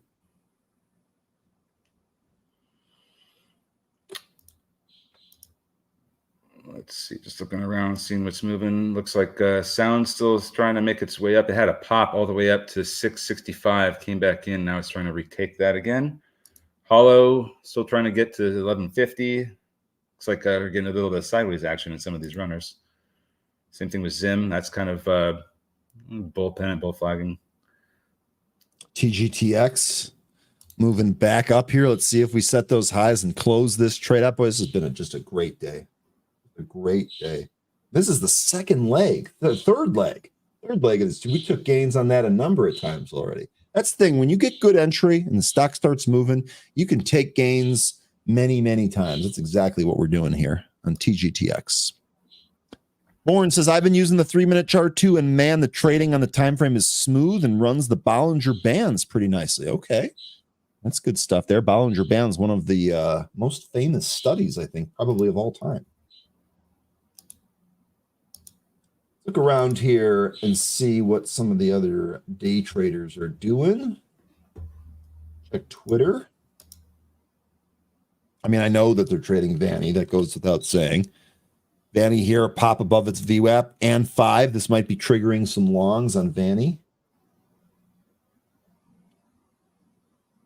Looks like Verve trading up here. Verve had a not Bittersweet Symphony fame, but Verve had a big move yesterday, and it looks like we've got some continuation here today. See what other stocks we can take a look at. Weren't we looking at Root yesterday? Root, this is continuing. This thing has been an absolute ripper. I tell you what, add this one to the list of stocks that we missed, because man, oh man, I should have been in this one. Just really slow moving, but still grinding. Adil getting mentioned in the chat. We took a look at that one earlier. Adil curling back up towards that VWAP. That's a good call. Some size at 170 on Adil. Yeah, it looks like Fastly's trying to get some support from the 65 EMA, which is about at the 1420 level. Vvani still holding in here. Well, let's take a look at Fastly. That's FSLY. Why did you do D? I didn't type that. FSLY. Here we go. So here's your Fastly move. This was a really good ad. Great shot, Burn, or great mention. Shout is what I tried to say. Jeez. Bets coming back into my VWAP. I have that at 462. Looks like Hollow's trying to make that push to 1150.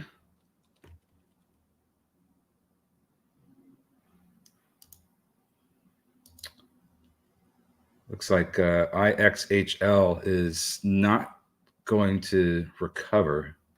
Just continues to go sideways and slightly lower. I think if we break down below 550, might be over. PRST, that's a penny stock. Let me get my scanner here. Vvani, that was a really good off that VWAP. Tell you what, man. That was a nice little move off that VWAP $5 cross there. Vvani giving you a little bit of action here. VLCN being mentioned in the chat. Rob. At the penny stock, making a move towards the dollar level. Costco at the highs. Looks like Amazon back to about balance. Apple actually looks like this might be rolling over. Remember, we had Paul's 3-bar leg down trade that worked out pretty well. This looks like this might revisit those lows. Maybe you'll get another 3-bar setup here. Remember, support there at 180. So even if it breaks this low, you might have another scalp to the downside there on Apple.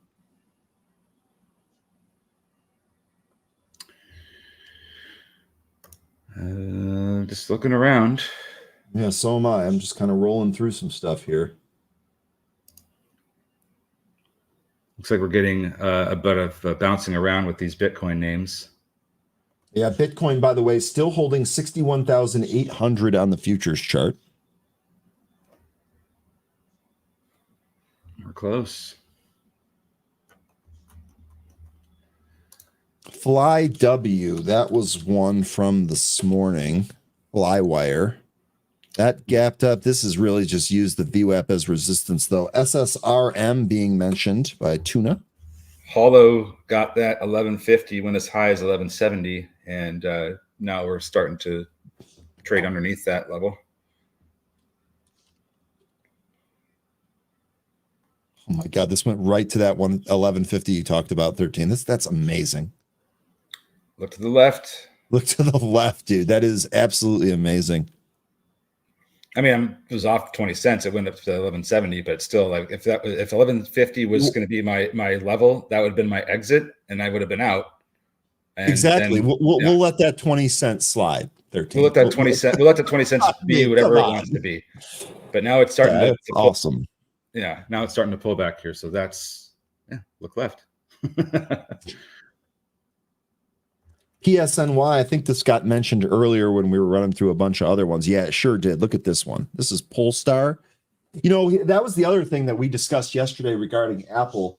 Had a nice little lively discussion about would Apple, now that they've kind of moved away from developing their own electric car, would they consider maybe buying one of these electric car companies that seem to be going bankrupt for pennies on the dollar, making some incremental Apple ecosystem-like improvements, and then calling it the Apple car and doing it much faster with much less of their own R&D. Now, that I think is an interesting concept.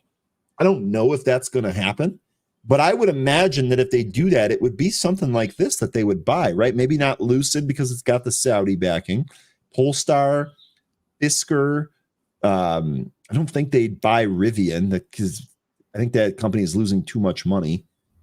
Yeah, it's like they can spend $500 million and they could pick up like 4 or 5 of these EV car companies that aren't doing well, and then just take it from there. Yeah, that's, to me, that seems easy. They could probably, with the cash they have on hand, they could probably end up getting like 3 GMs, buying GM 3 times over and operating it at a loss. At a loss. Yeah. I mean, their balance sheet is really ridiculous. Like the amount of cash that Apple has on hand, you kind of have to rethink some of these because it's just so much. Apple should just buy Tesla. Boom. Now that's a common one. I don't see that happening. I don't see Elon and Apple teaming up. I understand where that's coming from, but I don't see it. Let's put it that way. Egos are too big for that deal, I think. But VTYX, getting mentioned by Smoke Tuna, this is trying to recover from selling this head. Okay, I'm coming to happy hour today, changing my schedule. You boys are on it. Look, like I said, some of those days we had to really good discussions. This one was a really good one. This one, it had almost no input from me, and it was a bunch of people in the actual call. Had really good thoughts on it. That was probably my favorite part of yesterday. Voodoo mentioning that Jay Rice mentioned Gene Munster recommend Apple buy Rivian. Bad move if they do. I think so too. The one thing I will say about Rivian is that it seems like Rivian has its fans, right? There are people that love that Rivian truck, and that I understand that's, similar to how people feel about Apple products. But I agree. I think that they would go for a cheaper one, right? A cheaper one losing less money. That makes sense to me. Yeah, and if they are going to buy something like that, how easily integrated is it going to be into their business? And by the way, Jay, yeah, I remember Martin Sclerelli, Pharma Bro. That was his nickname, right? Pharma Bro. Didn't he try to he tried to ask out Ariana Grande or something like that? Oh, God, who cares about that? Yeah, he had no chance about that. I remember he's tried to jack up the price for AIDS medication. Yeah, it was an old one. It was like a 60-year-old AIDS medication because his company was trying to develop a newer one. So he jacked up the price of the old one to try and offset the cost of the R&D of the new one, and that blew up on the internet. Yeah, that blew up. So okay. Rigetti, this was mentioned by Smoke Tuna. This one at the highs here. This quantum computing thing I think that we're actually going to see some movement with this as it relates to AI. I think we're way too early for quantum computing. That was another happy hour discussion we had several sessions ago. Play them for moves. I think quantum computing still a ways away here. Vvani doing a really good job holding above its VWAP here. Martin said VKTX is going to 200. Well, it already went from 16 to 100, so I wouldn't necessarily be shocked. I'm not going to buy it on his recommendation, but I could see that being the case. Looks like Hollow is trying to get back over 1150. It's attempted twice now. Well, we're still in the midst of the second attempt. So if it can hold above 11, which I don't know if it will, but if it can, then it might go higher, maybe up into the next level that I have, which is 1240. Vvani here, Vvani, gosh, I'm just looking at too many stocks here. Adil here, after that pull, seems to have firmed up a little bit. Really, it needs volume through this VWAP. I had got a little bit of size here at 170 and then a little bit more up in the higher 170s. So we'll see there. I've got VWAP at 188. I think if it gets to and takes out this VWAP here at 181, this probably goes, but it's going to need some more volume here. It's interesting. I have my view up at 179. So let's just meet in the middle and say 180 is the level to get over. I'm with you. That's it. A little bit of size there at 175. I see Fastly turning up here. See, this is another AI stock we talked about. IDAI, this thing really, really struggling. This actually holding the lows from the last couple of days. I saw this getting mentioned on Twitter earlier. Really disappointing. Has not moved so far on that one. So we'll take a look. VTYX. Sorry, Daniel's asking me, Ryan, you don't do options anymore, right? I would say, no, I still do. In fact, I've got 3 option positions open. I've got a butterfly on Amazon, DuPont, and Humana. Those are upside butterfly plays that go out till May. I would say that I don't do them as much as I used to. I used to think that I was going to be able to become a millionaire from trading options. And I'll be honest with you, I don't think that's the case. There's a place for options. There's no doubt. And there's a lot of reward that you can get for it. I do a better job trading stock, frankly. So I do mix these in, but I would say most of the time it's stock. I would say as a general rule, you can assume that I'm talking about trading stock unless otherwise mentioned. I'm not going to trade options without specifying that I'm taking an options trade. Good question, though. I'm sorry, 13. I think I ran you over there. It's all right. Fastly looks like it's trying to keep on going up. It's we're getting some EMA crossings here, so that's good. But I'm looking at toward the end of the day yesterday. We're getting up to we're going through a bit of a supply area right now. But if we can get over to about 1435. We might have a little bit less resistance. Maybe there's some other supply that's got to grind through as well up until about 1450. But this is an encouraging intraday chart here on Fastly. This, to me, in fact, if we take a look, here's your daily right up here.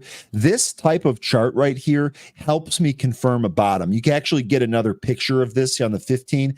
It looks like we kind of have like these wicks and these flushes that really went below 14, but it really looks like it wants to hold 14. Maybe we curl back up and close some of these gaps. That's what I'm playing the trade for. Born saying that DuPont trade got me last week. I didn't set my time frame right when I bought it for the gap fill. So here's what Born's talking about, because Born, I think I did the same thing here. Again, options not my forte. What I was looking for here, I think when I started trading this, DuPont was in a 65 handle. Here we are. We're currently at 69. I think the problem here with this one, let me actually pull this up so I can quote that. Yeah, here we go.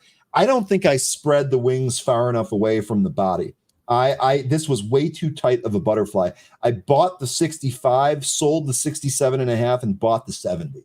Stocks here at 69.5, and I'm even on my butterfly. That's a bad trade. DuPont really closed that gap. This is kind of what I mean. If I had just done this with shares, I'd be rolling in it. It'd be like a pig in the proverbial here. But I mean, I'm not with the options. I don't think I structured this trade correctly. I'm not losing on it. I'm flat, but I've got the movement that I want, and I didn't get the gain that I want. I've never had success trading DuPont or American Airlines or Alcoa, excuse me. Interesting. Adil, did we get another push? I see a lot of Adil. Oh my God. Yeah, we moved right back up to that VWAP, popped above, got some size at 201 here. Looks like Archer's getting some attention. Really? ACHR? Hey, we'll take that. Mm-hmm. Be nice to see it get back over 5 today. That'd be cool. Indeed, it would. And I like the formation INOD. It's very low volume, but the pattern formation is looking pretty good. I like this too. I like Zoltan's call too. I think this does close green here today. It's green by 3 cents, but I think we close green by the time the day is over. Ooh, what happened with Volcon? That went all the way up to 108. What's ticker? VLCN. This one was getting a mention earlier. Yeah, we pulled this up earlier too. Mm-hmm. This kind of came right back down to pre-market levels. Do you have any limit orders out for IDAI? Or are you done buying? No, I'm not trying to buy anything else in IDAI. Okay. Oh, looking around here, seeing what's going on. What's everybody else seeing?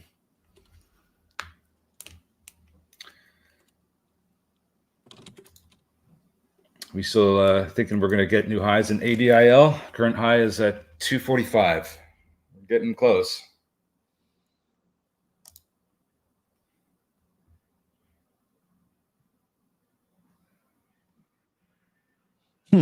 Jay, this is interesting. So we're talking options here. Speaking of options, the IV on Beyond Meat went up after earnings. These 12 calls expiring Friday were 8 cents yesterday. Why are they 64 cents? I have no idea. I may short these. Interesting. Let us know how they go there, Jay. That's a little bit above my pay grade there. Okay, but staying on the theme of options here, we are going to talk to our options mentor, if you will. We're going to talk to Anmarie Band. We talked last week about trading some NVIDIA. I am really hoping to get an update on that NVIDIA trade. So hopefully we can bring it on. Anmarie, give me a thumbs up when you're ready. We'll go ahead and bring you on here. Okay, let's do it. And Joe, I also want to encourage you, if you have any questions for Anmarie, please ask. Definitely love the education that we're doing here. Anmarie, how you doing? How was your experience with NVIDIA? Well, good and bad. So let's cover all the pieces together. Okay. Let me show you how it looks right now. Oh, well, thank you so much, Paul. I appreciate that. Let's present. Share screen. Entire screen options. There we go. All right. So we got into the NVIDIA position. These are a number of positions that I hold in NVIDIA. There are several. One I have for January 25. It's a butterfly. If all the people that are saying, hey, this chart's going to 10,000, my thought is, well, let's just shoot for 1,000 first. So I have a 1,000 and then 1030 to 1060 expiring in January. But the earnings position that we took up, we gave it a lot of time, April, for the long side and the short side. So, of course, we know that it blew out. And let's go to a picture of NVIDIA. And I know that those images in Thinkorswim are really small. So I'm going to snapshot them and then bring them up when we talk about what we're doing. Let me make sure that I am not using up too much bandwidth so everything doesn't go glitchy on us. Yeah, we're all right. Let me shut down Refinitiv.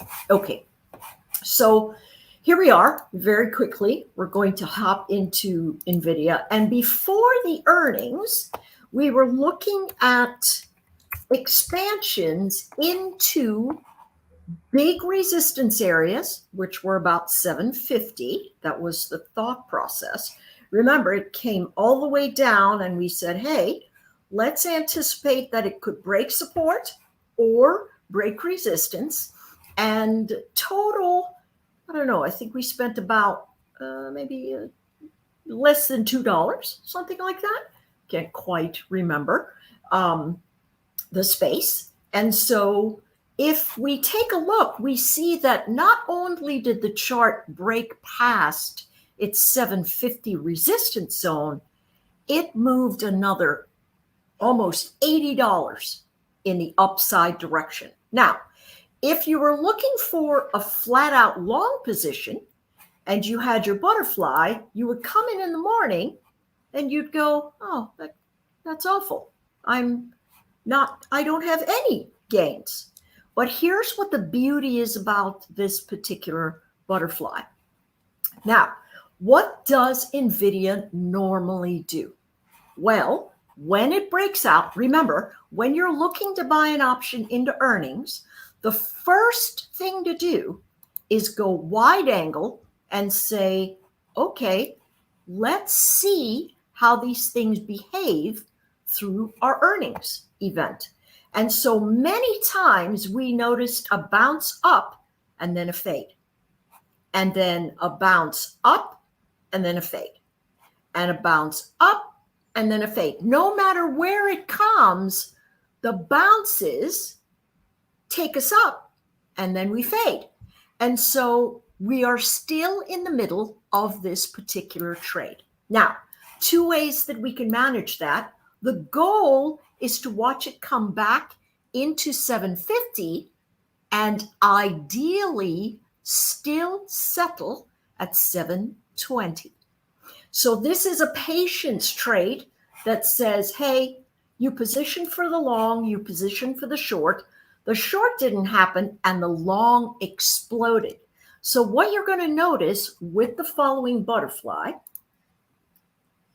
and we're going to look at how it's positioned, we're going to see that the further the price falls, the more money we make, which is bizarre if you're thinking about long price formations, but price is falling and your position is increasing in price. That seems a little crazy. But the reason for that is that the price action has expanded out too far away from the butterfly areas. And what we wanted to do, see, this is where price is right now. Mm-hmm. What we wanted to do is slip back into this area right here. And you can see there's a tremendous amount of volatility in these options. Now, here's the magic of this butterfly. Let's say you're looking at the chart and you're thinking to yourself, you know what? I suspect that this chart does what it will do every single time it's had an earnings trade. And so what I'm going to do is play into that, and I'm going to do something that will allow me to capture the majority of the profit in the 700 to 720 area. So I'm actually going to do, and I will delete this, I'll add it back later. What I'm actually going to do is sell down here in April. I'm going to sell my long 700, 720 call. It's going to give me $14 as a credit. Now, it's going to leave me a short 720 to short 740. So what I will do with that is buy that 470, buy that 420, and I will take a snapshot after I've done it and explain it. I'll buy the 420, the 720, and I will sell the 740, but then I will go into May and I will roll the prices down. So here's what happens. I'm going to choose strikes that are further away from where they are right now. And so I'm going to do the 750, where I think it's going to come into, to the 770. And it's going to take $2.30 off of my profit. So let me take a picture and show you what's happening here. Let me do the snapshot.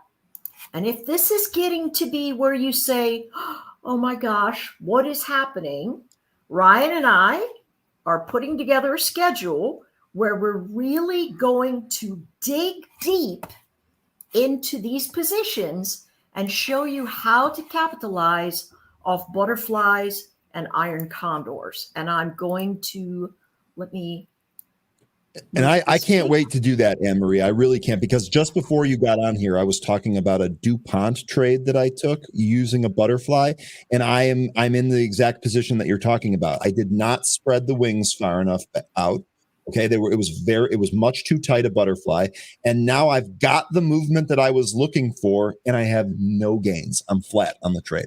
So I'm going to have to unwind this trade in different legs, it looks like. Yes. I'm actually going to have to, I'm going to be one of your students, despite helping you. Awesome. Awesome. So let's look at the max here. Let's say we actually are flat here. We're actually about 10 or 12 cents up, but let's say we're flat. We bought the butterfly at 148. We're going to sell the call spread from 700 to 720. We're going to collect $14. And so let me, I'm going to use this, and I'm going to just add something here. Whoopsie. That shows you a little bit about what's happening. So we have $14.10 that we're going to collect, and we're going to subtract our fees of what the cost of everything is, which is 148 and 233. And that is going to leave us, and because I'm a mathematician, I actually don't do numbers. All of my work was in the letters. And so only a math nerd would even understand that joke. I'm so sorry I made it. Sometimes I consider myself a mathlete, not an athlete. So I get it, Anmarie. I'm with you on that. We get $10.29. That is actual profit, right? So the break even, now I'm going to roll this, like I said, 750 to 770. So it's much closer to the target area I am looking for. And I now have $1,000 of profit for each one of the butterflies that I took, right? So that's going to sit right there in that space right now. And all I have to do is allow price erosion and theta decay to get me into the right spot that I am looking for, right? And so some folks might go, Anmarie, that means I'm still waiting on this trade to profit. Listen, butterflies will do that to you. Yep. But we'll look at Warren Buffett as the most patient investor that ever lived. You're going to have to wait it out here and realize that 760 and 29 cents is actually now your break even for this chart. Now, if you're super bullish on NVIDIA and expect it to shoot the moon continually, you just want to go ahead and close the butterfly. Your head's got to be in the game for what you expect price to do. Me, I'm just trading what the chart has told me for the last 4 years of earnings. It bounces and then it fades. And so what's going to happen here at the gap is a ton of traders are going to say, oh, this is a buy the dip. It might even get to 740. And at that point, we will cover everything that we've got open, which would be the short call spread. And we would turn around and start looking for bigger gains. That is my supposition there in terms of what price action is going to do. So where is that area where you go, you know what, I can't take any more? Realize that you've got $1,000, maybe $1,050 in a credit event. And so you want to watch that $1,000. And if it ticks down, you go, you know what? I'm going to get out of here. If I only have $500 left in here, it is what it is. Or if I only have XYZ, it is what it is. Right. And you can also sell calls against it. Again, you're going to be looking at margin requirements for this sort of thing. So if you bought only one of them, you're okay.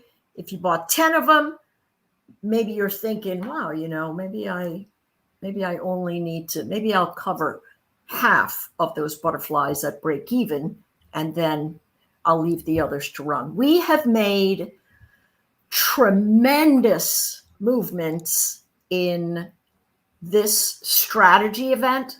We put on an Eli Lilly trade earlier in the year, actually the end of last year, that made us sick money. Absolutely incredible move. I think we had maybe a 650% gain. That's it took huge. us 6 weeks to realize it. See, that's what's so incredible about options. That's where some of the allure is here. And I think what I like the most here is that you're structuring these trades in a way where it doesn't really matter what the price does. You're going to be able to put on a trade to capture some of that movement. Exactly. And this, there's a big takeaway here from this. So I am definitely excited. Anmarie, you had mentioned it earlier. We are putting, just so I can mention it again here, we are putting together a new show featuring Anmarie, where we're really going to dive into the educational side of some of these trades. I think I'm going to benefit from that almost immediately, Anmarie, because like I said, I put on one of these butterflies and I'm not sure how to manage it. And you pretty much just covered the entire thing. So pretty awesome. Awesome. Pretty awesome. I'm looking forward to it too, because I don't trade options very much at all, and I'd love to learn more. I also curious, do you have like a cheat sheet that you refer to with with some of these patterns and setups you're looking at? We can start making one of those. Yeah, I think that's that's good a great feedback. idea. That's great feedback. Let's see. This is why I bring 13 on, Anmarie, because he's got amazing ideas for all different types of stuff, even stuff that he's not practiced on. Yeah.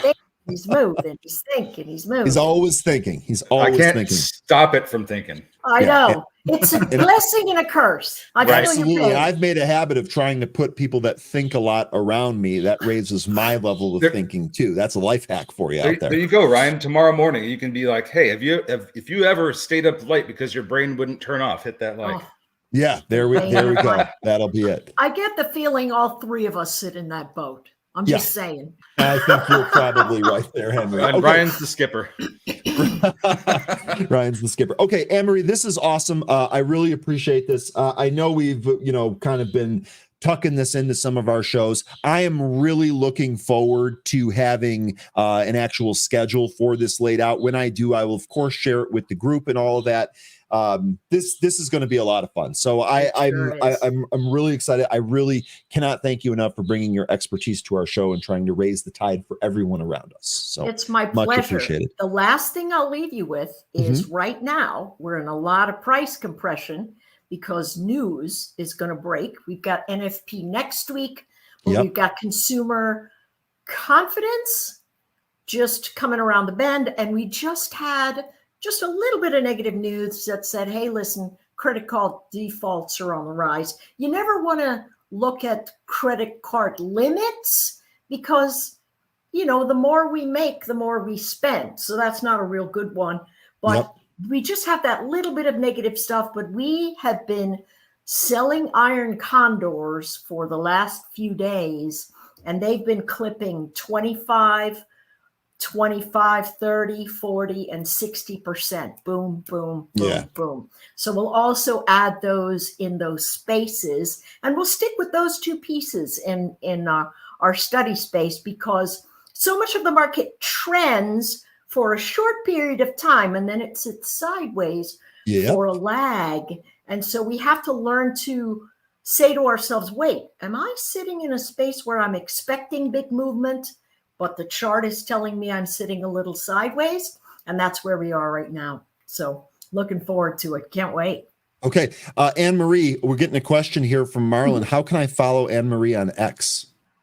Anmarie trades. And I have a lot of imposters. So Let me see it. You know what? I follow Anne-Marie. So Anne-Marie Trade. Let me see if I can actually. Here we go. There it is. I'm going to get you the exact one. Did someone else post it there? Someone else already did. Look at that. I love my producers. Thank you, guys. Thank you. Okay, Anne-Marie, this is wonderful. Thank you so much again for joining us. I'm really looking forward to doing a show. We're going to do that twice a week. So we should be able to dive into a lot of this educational content. Yep. Thanks so much. My pleasure. Can't wait. See you guys soon. Take care, Anne-Marie. That is super exciting. I tell you what, 13. Look, I mean, I know I'm going to host the show, so I'm going to be there learning. I'm not really going to have a choice, but I think that this is going to be one of those toolboxes that we can add, or excuse me, one of these tools we can add to the toolboxes that is really going to allow us to profit in any type of market. We are going right to 11 here. Then I'm going to turn it over to my good friend Zunaid. But in the meantime, actually, let me go ahead and add this. In the meantime, let's take a look at a couple of these stocks. I know you guys are talking about Vvani. That's probably the biggest mover here of the day. That one still trading sideways here on Vvani. VYTX is another one being mentioned. 13. Yep. If you have anything, VY. No, VTYX. That's the one I'm waiting for to make the next move, because we're about to get a EMA crossing VWAP, and I'm thinking, not guaranteed, but I'm thinking this is going to try to test that intraday high that we made here at 884.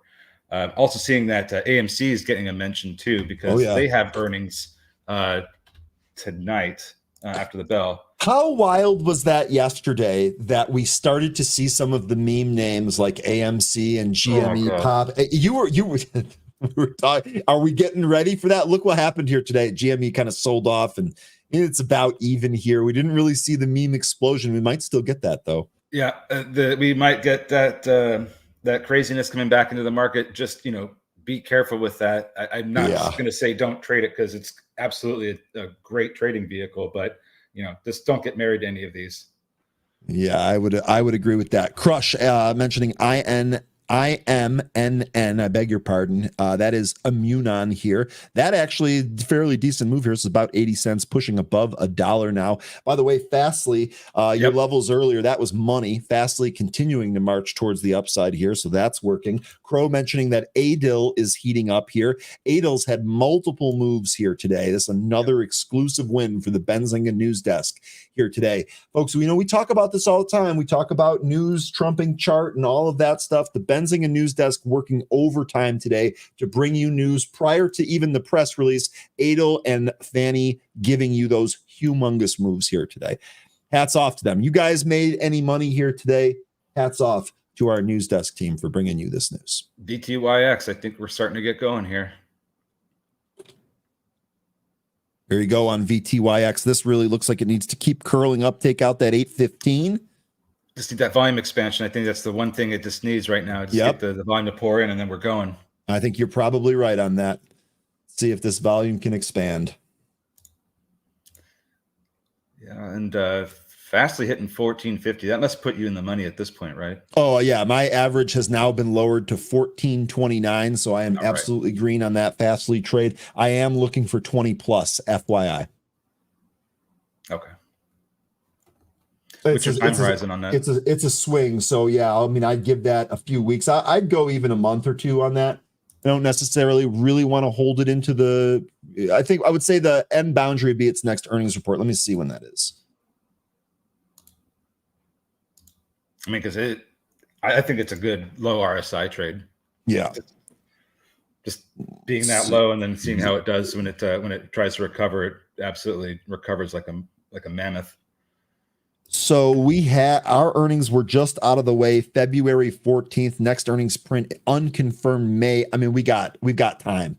We've got time on Fastly here. So I'd be looking for weeks to maybe even 2 months. I really want to get this move in here. I really want to get this back to 20. Okay. It is about 11. I am waiting for my buddy Zunaid. Uh-oh. Is that you? Okay.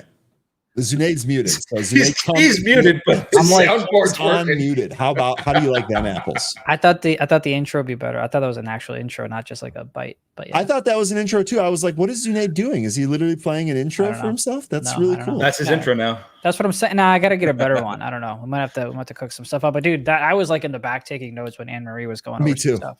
Me too. That was awesome. Me too. What do we got coming up here, Zunaid? Man, we've got, of course, you've got our Futures Fever show. So that'll be a lot of great excitement as well. And then we've got a special guest coming up on the second half of the Future show as well. Her name is Anya. She is a trader on Apex as well. And what I like about her is the fact that she's not looking to just hit home runs right off the bat, right? She'll talk about how she has like 4 or 5 Apex funded accounts, and she's looking to make like 100, 200, 300 bucks a day on each one, and just kind of let those base hits go ahead and accumulate into runs on the scoreboard as well. So that's what we've got coming up today. And then after that, at about 11:30, we've got All Access with AB. But for now, we've got Futures Fever.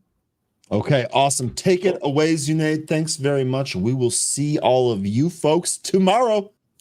See ya.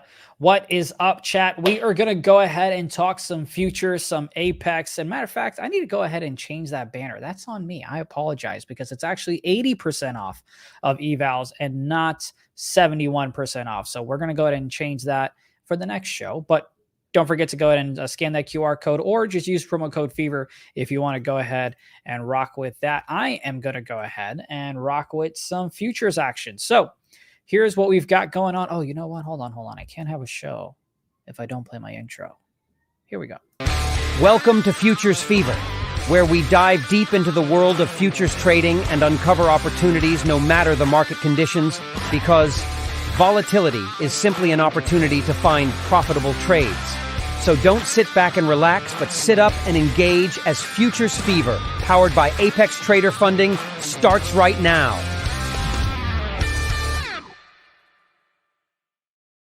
There we go. I mean, you have such a cool intro. You got to go ahead and play it, right? All right, let's go ahead and take a look at the futures market. By the way, if it's your first time joining us for Futures Fever, this is where we go ahead and talk about funded accounts through Apex that I have earned. I go through the eval process myself. We go ahead and take a look at the charts, obviously, on the future side of things, but we also go ahead and take a look at charts on the stocks and different things like that as well. So as we kind of go ahead and get into it, we will go ahead and rock and roll. Let's see what we've got here.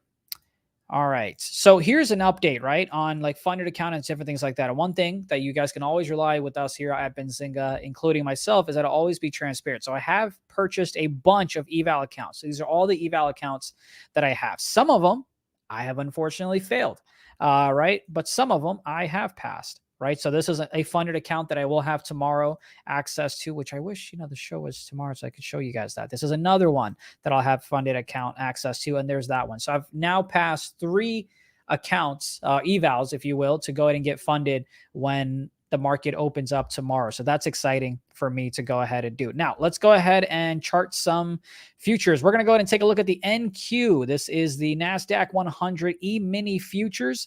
You can see that we are slowly making lower highs, right? So you've got one here. You've got one here.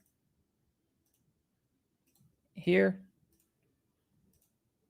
And here. So you're kind of stair-stepping your way on down. We'll see if they're able to go ahead and break out of this. But for now, that's the action that I am personally seeing on my end. So I'm going to go ahead and draw that there. So if we go ahead and get around this area, I'd be interested in going short. Matter of fact, let me see which account I've got activated here. Let's go ahead and go to one that is... Okay, got it. Sorry, my Slack sometimes distracts me from life. I've got so many accounts, I'm not even sure which one I want to trade with. Okay, so here's what I'm going to go ahead and do. Again, this is an eval account. It is not real money. It's for the process to go ahead and get funded. I'm going to say, let's sell 3 and see if we can make $1,000 and risk $1,000. All right, cool. We'll see if that goes ahead and gets triggered on our end. Just looking to make a quick $1,000. Again, eval account, nothing too crazy on that side of things.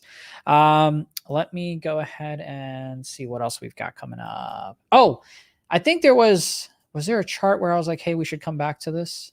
I think there was one from last time. Oh, man, I think I may have deleted it just because something crazy was happening. I don't remember. All right.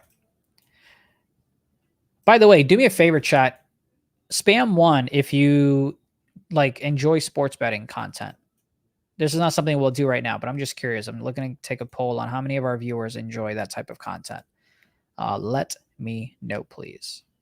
All right, that's that. Let's go ahead and take a look at the ES. Let's go ahead and get a little bit closer on the zoom.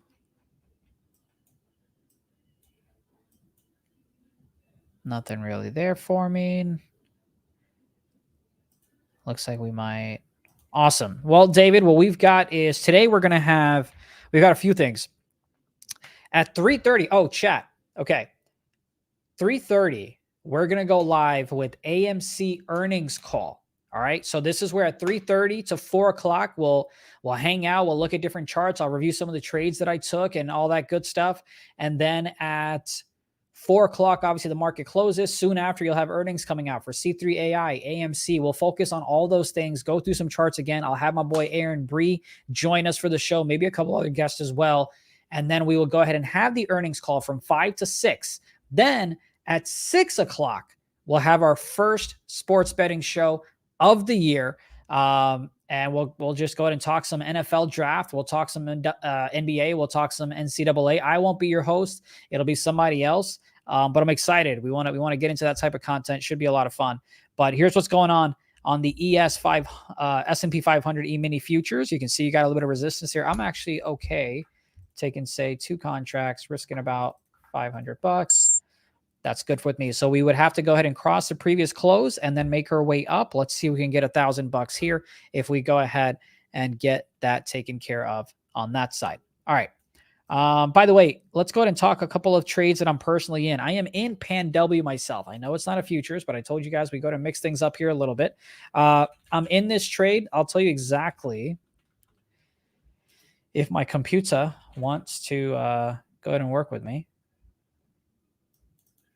I tried. Apparently it doesn't. That's weird. I paid $2,000 for this computer. Come on. Aaron Thomas, I think I need another computer expense. But anyway, I'm in Pan W. I went ahead and bought, I think, the 315 calls and then sold like the 325s or something. But I'm also in the stock itself. So I'm in that trade there. We'll see how that kind of ends up working out for us. Let's go back to the futures. Let's take a look at some crude oil, baby. Obviously, that trend line has kind of been negated, but then we come back here and we see that it's still kind of working out for us as we go ahead and reject that.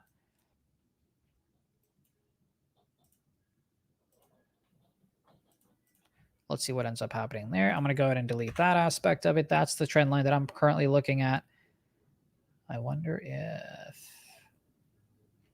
I don't really see anything that I want to trade on that side on the crude oil. So I will go ahead and ignore that. Let's go back to our NQ and see what's happening there. We'll go back to the 15 minutes. Oh, you know what? You know what? Where is it? Where is it? Where is it? Where is it? Where is it? Yo, where's that overlay I added? Aaron, I'm gonna send an overlay if you could add it. Give me a sec. I thought I had added it last night, but apparently I suck at my job. Oh, you know why? I added it to the live trading one. That's why I did wrong. Aaron Thomas, paste. Thank you, sir. I sent it your way.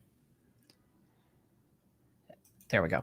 All right, let's see what we've got. So the NQ is going to come up against this trend line. If it does, around here, we will go short. We'll risk 3 contracts. We'll risk $1,000. Again, eval account all set. Thank you for that. All right, so that's what we've got coming up there. And then we're still we're in this trade here. So we're rejecting that area. Let's see if we kind of go ahead and come down. And in terms of who is coming up in about 5 to 7 minutes, it'll be a part of this show, is going to be Anya. She is a futures trader. She is someone who trades on Apex. My understanding is that she has been trading for 3 years and has recently maybe started her Apex journey with a funded account. But we're going to go ahead and talk about her favorite trading strategies, her favorite psychological aspects of trading, why she prefers to take things slow and not just swing for the fences in terms of home runs like a lot of other FinTwit Furus like to do in terms of Apex funded accounts trading and all that good stuff as well. So she'll be joining us in about 5 to 10 minutes. That's what we've got coming up. In the meantime, we're up about $50 or so on this trade here on the ES. Let's go and take a look at the SPY. Similar story where you're kind of rejecting, obviously, from that previous close and coming on down. I'm just curious what AMC is at, by the way. Let's see. Let's see.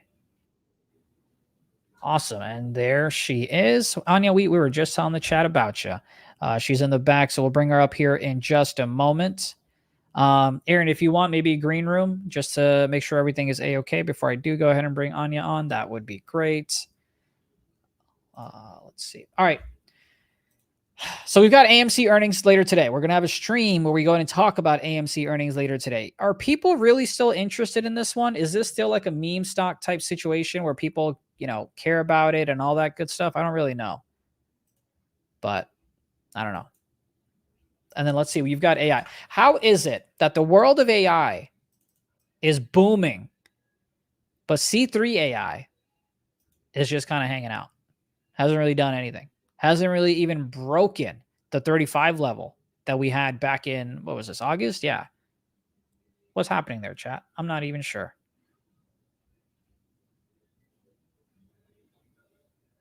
Is Mara today easy?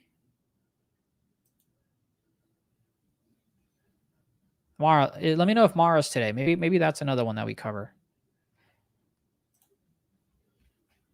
Let's see what we've got here. Oh, man, that's not even coming up close enough. Yeah, there we go. Come on down.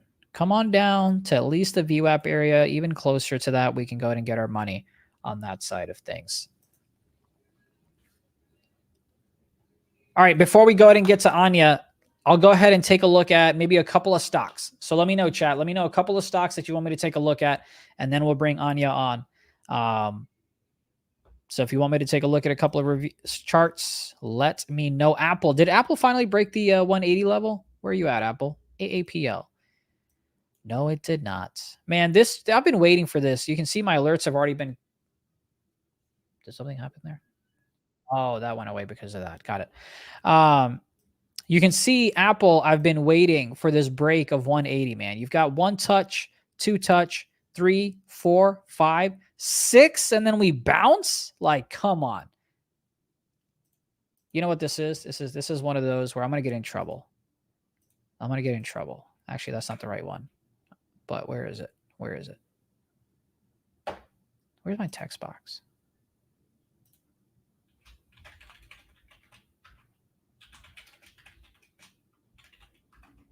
That's the play there. Am I going to be wrong? Maybe. But I'll always let you all know if I do end up taking that or not. But Anya, give me a thumbs up whenever you're ready to come on. Awesome. Sounds good. Let's go ahead and get your... There we go. How's it going? Hello. Going good. I'm done with my trading. So you're done with the trading already? All right, cool. Just a little bit of my own voice back. So I don't know if you have headphones to plug in or not. Give me a second. Yeah. I don't have. If I have to just use a or you can Bluetooth. just put the or you can just put my volume down just a little on the speaker. Okay. Yeah, just because I can hear myself back through your speakers.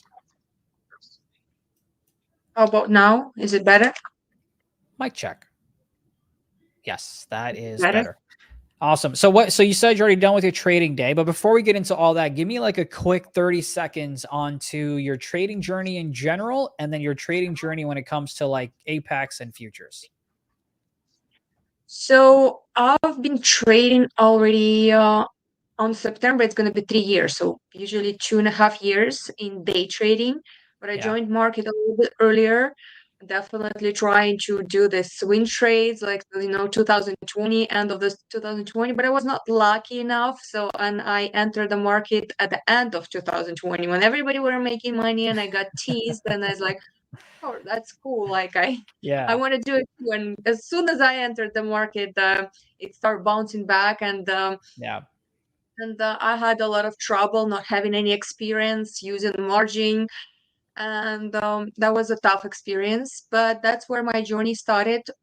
In a half year, probably, I found out what day trading is, and on September 2021, I started day trade. It's been 2.5 years.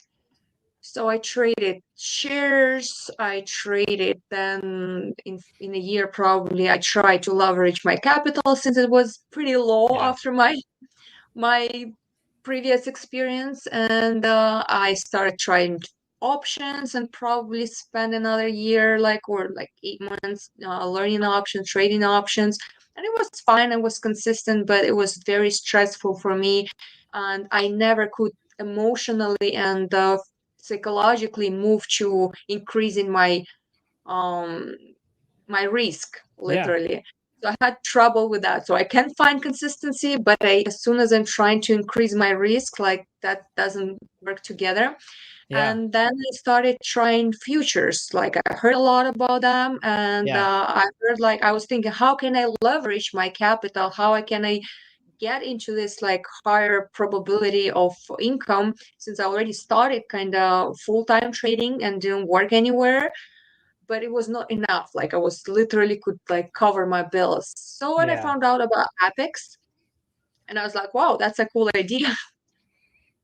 So yes, definitely. I probably started trading futures. I moved to futures. I haven't moved to them. I start learning them and trade them on the side, trying them. Probably it's already not 30 seconds. I know. No, it's okay. Well, I'm curious how early you have to wake up, because you said you're already done with your trading day. So, I mean, you're trading for a couple of hours. It's 8 in the morning here. So I'm waking up about 5:30, sometimes 6. And because right now when I start trading futures, it's kind of much easier because I trade only one ticker and I don't need to do preparation, watch list, spend a lot of time finding that stock that I want to trade. And I literally watching the same chart every day. So with closed eyes, even when I sleep and I know all the levels and all the setups that's going on there. So all I need just wait for that moment and wait for my alerts when it's come over there. Do you want to share your charts with us? I can show you exactly how to do it. Do you have your trading view up, or do you want to share charts, or we can just keep talking and I can share mine? It's totally up to you. View up, so just let me know. So if on the bottom, on the bottom, you'll see where it says present. So hit present, and then hit share screen, and then you'll see Chrome tab, and then hit that Chrome tab. Share screen. Yep. Don't show this share screen and Chrome. And then you'll see Chrome tab, and then just select the Trading View Chrome tab, just so we can make sure that's all you're sharing. Okay, share. And while you're perfect, I see it. You got a lot going on there. Just make sure that's the screen you want to share. And then just real quick before we go to, it's just it's on another screen and the resolution. That's fine. If I move it here, I think the resolution gonna be better. So how about now? You're fine. You're fine. No worries. But before we move on to yours, just a quick heads up, y'all. If y'all want to go ahead and use that promo code Fever, you can get 80% off, and you can pass your eval in one day. You don't have to wait 7 days like they used to have it. With the sale right now, you get 80% off, and you can go ahead and get your accounts and all that funded. And like I shared with y'all earlier, these are all the accounts that I've purchased. None of this is up to date yet because, we passed some evals here today. So I'll have about 3 or 4 to play with. But let me go ahead and bring up your charts. And I guess my number one question is, you said you're done with the trading day. Let me know what you traded. So I always trade that, I trade MNQ right now because lately, last few weeks, MNQ was pretty volatile. And their candles are crazy. So I just moved, reduced my risk a little bit and moved to MNQ. But literally, I trade only MNQ, only one ticker. So, and today as well, I was trading NQ. So we were in this range for a while, for 3 days sitting here, but slowly squeezing lower. So I was waiting for that, kind of sell off a little bit. But the complicated thing was here is a 9 moving average on daily.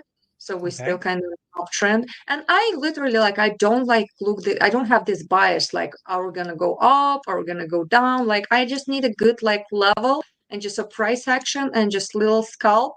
All things my strategy built is patient. Yeah. Strong levels on a higher time frame. And then this while we get there, so I'm watching the price action and just trying to scalp this level, this price action. So I'm seeing sorry to interrupt you. So I'm seeing you've got a few things on your chart, right? So I'm curious, like, what is the yellow line? I see you've got So this fibs is on there as Fibonacci. well. So my strategy built a lot on Fibonacci. Okay.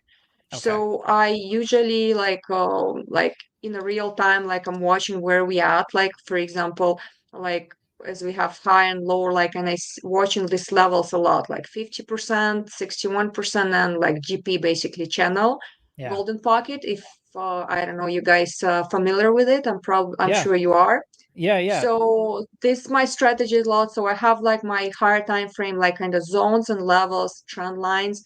I'm using moving averages, but not a lot. Usually, like I just turn them off just to see where we are, where we. Yeah.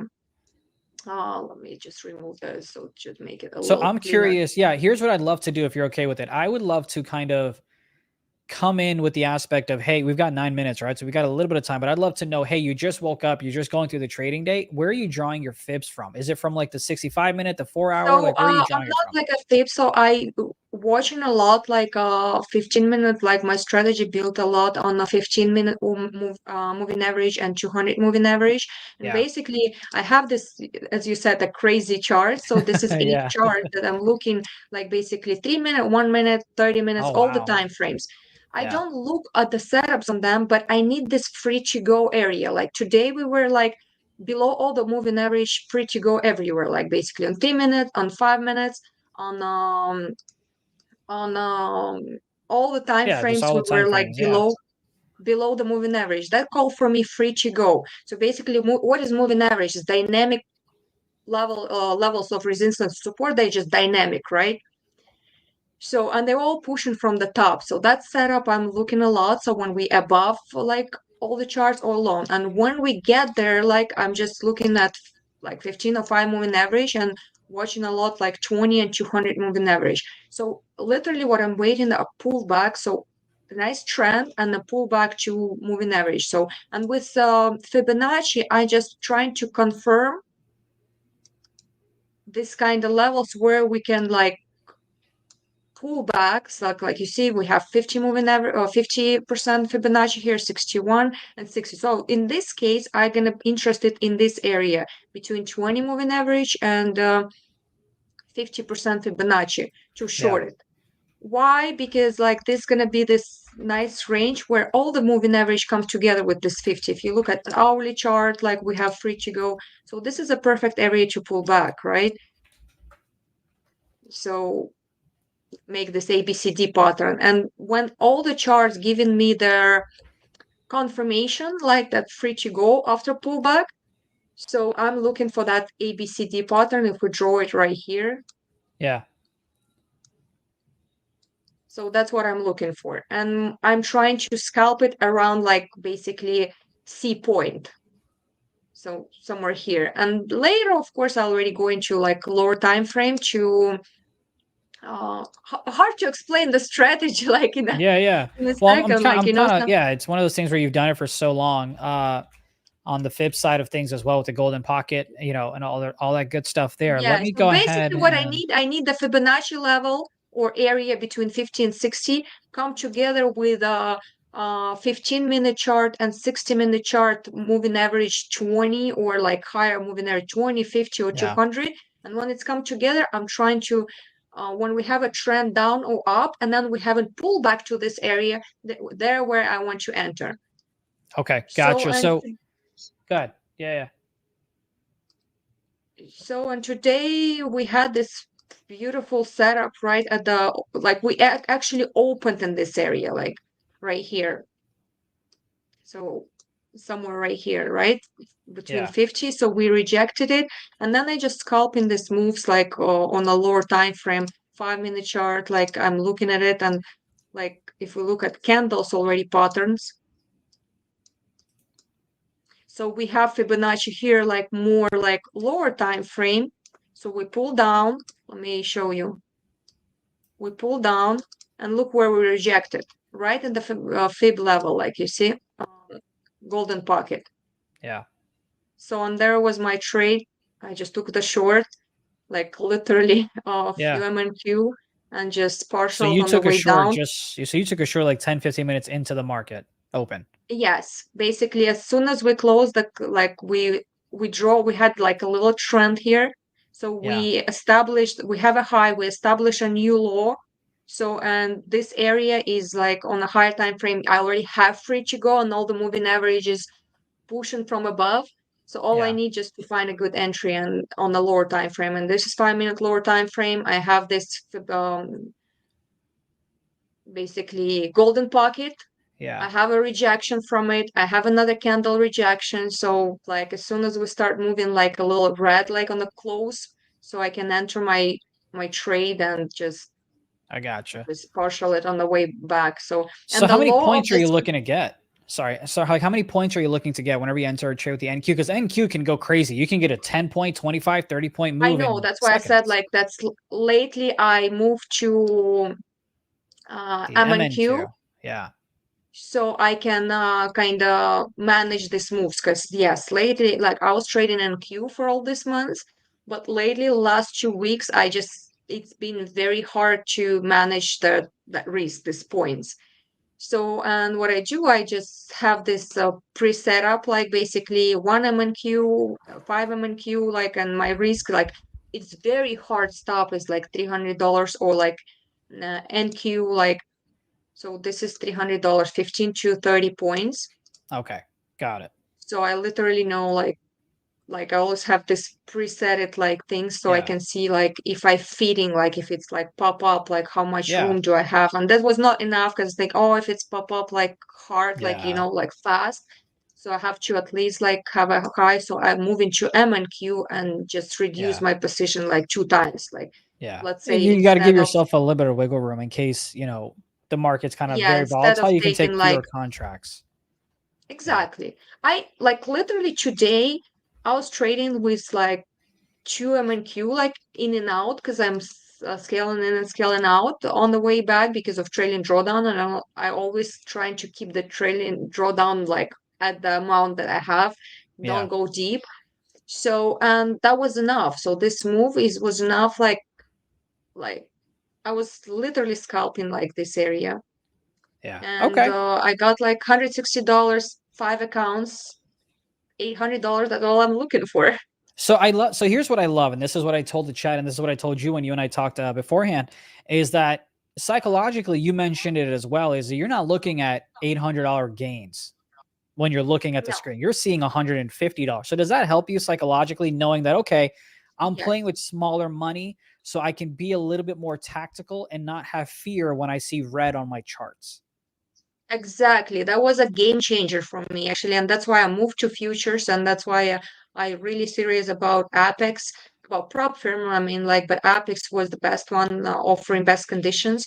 So, and that's like helped me. That's why I said that's what I had trouble on with shares or with options, because as soon as I increase my risk, because I'm not the person who has like crazy money on my saving account. So it's affect me if I leave like a month, like my spending is like I don't know, maybe 4K, like let's say, and if I see $1,000 drawdown on my trade, it affects me psychologically because it's my life money. It's like the money that like I can like leave for it for a week. So psychologically it does affect me and I can't manage the position right. So Apex offers me, yes, I'm managing the positions with like $100 risk, like $200 risk, $300 risk, but while I'm multiplying the accounts, it's helping me. I'm not worrying about it. Like, no, that makes perfect sense. And I do want to go ahead and add your Twitter there as well. So if folks want to go ahead and follow you, they can right there. I'm going to go ahead and spam not spam, but go ahead and put it. Absolutely. So if you guys want to go ahead and follow Anya, you can do so right there. And again, she's very transparent, right? You can see on her account or on her Twitter that she went ahead and said, hey, it's a 30 minutes ago she posted that she made $160 across 5 different accounts, and of course that adds up to big stuff. Let me go ahead and sorry, got a Slack. I need to quickly address that one.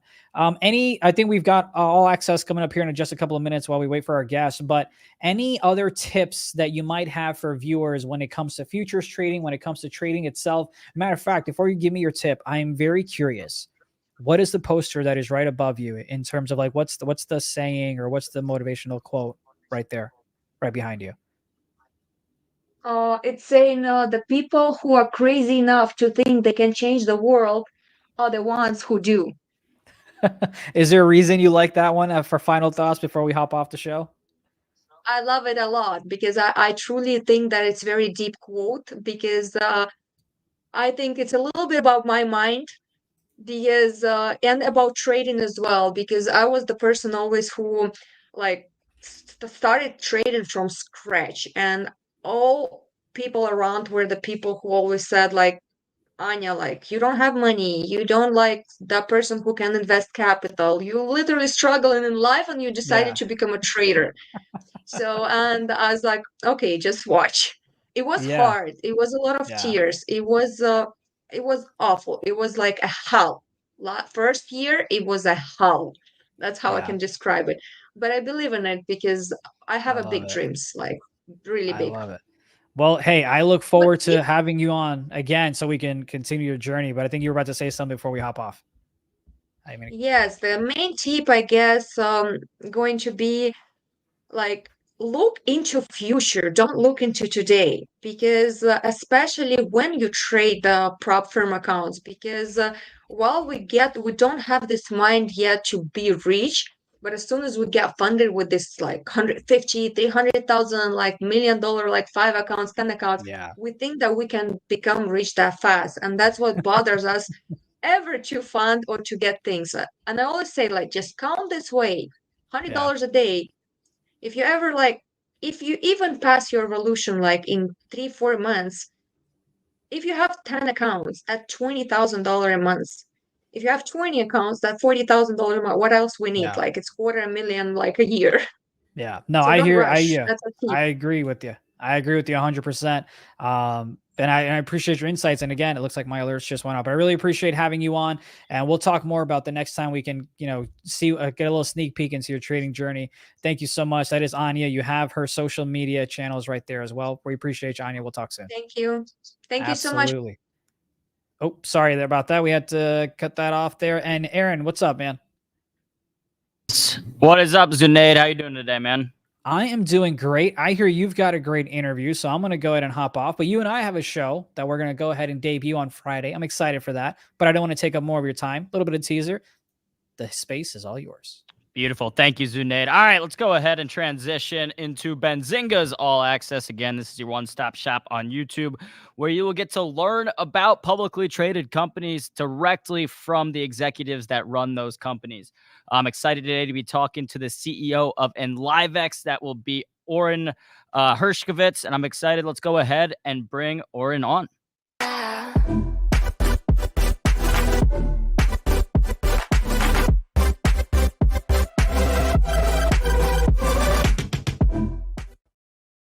All right, again, Oren Hershkovitz, the CEO of Enlivez. How you doing today? I'm doing great. How are you doing, Aaron? I'm good. Thank you for asking, man. Well, thank you for taking time out of your busy day to join us. Let's hop Thanks right for into having it. me. Yeah, of course, man. Let's hop right into it. Why don't you just give us a brief overview of Enlivez before we get into the specifics? Okay, so Enlivez is a publicly traded company in the NASDAQ under the ticker ENLV. We are a cell therapy company, so we develop cell therapies to treat unmet medical condition, life-threatening conditions and diseases and debilitating diseases with a very unique technology or platform that targets specific immune cells that we can get into in a second, I guess. Yeah, let's do it. So one of the things I know you guys are specializing in and doing is reprogramming macrophages, and I was hoping you could explain that a little bit to me and explain why it is so effective to do that.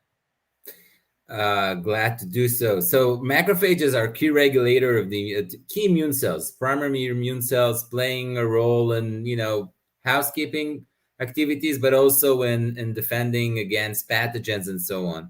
So they're very, very, very important cells. However, in some conditions, some diseases, they go out of control. They become like negatively reprogrammed by the condition of the disease. And as such, they become part of the disease and they kind of aggravate or promote disease progression. So in those conditions, if we would have a trick or a way to kind of reprogram them back into normal state, what we call a homeostatic state, that will be the most holistic, sensible strategy. And this is exactly what we're doing at Enlivez. We have an off-the-shelf cell therapy that target those macrophages. And once we give them our cells, it's kind of a food for this type of cells. Okay. They identify our cells, they identify the cells that we inject to the patient, they engulf them, they eat our cells, and they go through a reprogramming back into an homeostatic controlled state. And once they are in that state, they can bring back the immune system into regulated, normal, controlled state as well. So that's the differentiating factor of Enlivez being a cell therapy company that know how to reprogram macrophages. Yeah, it's so interesting. I mean, it's incredible that you guys are able to do that. I know, and forgive me if I pronounce this wrong, but Allocetra or Allocetra? Allocetra. Allocetra, had it right the first time. Allocetra is being tested for orphaned indications. How does that change the calculus, and what are the differences in regulations and the path toward commercialization? So it's not just about actually orphan indication. It's more unmet medical conditions. Okay.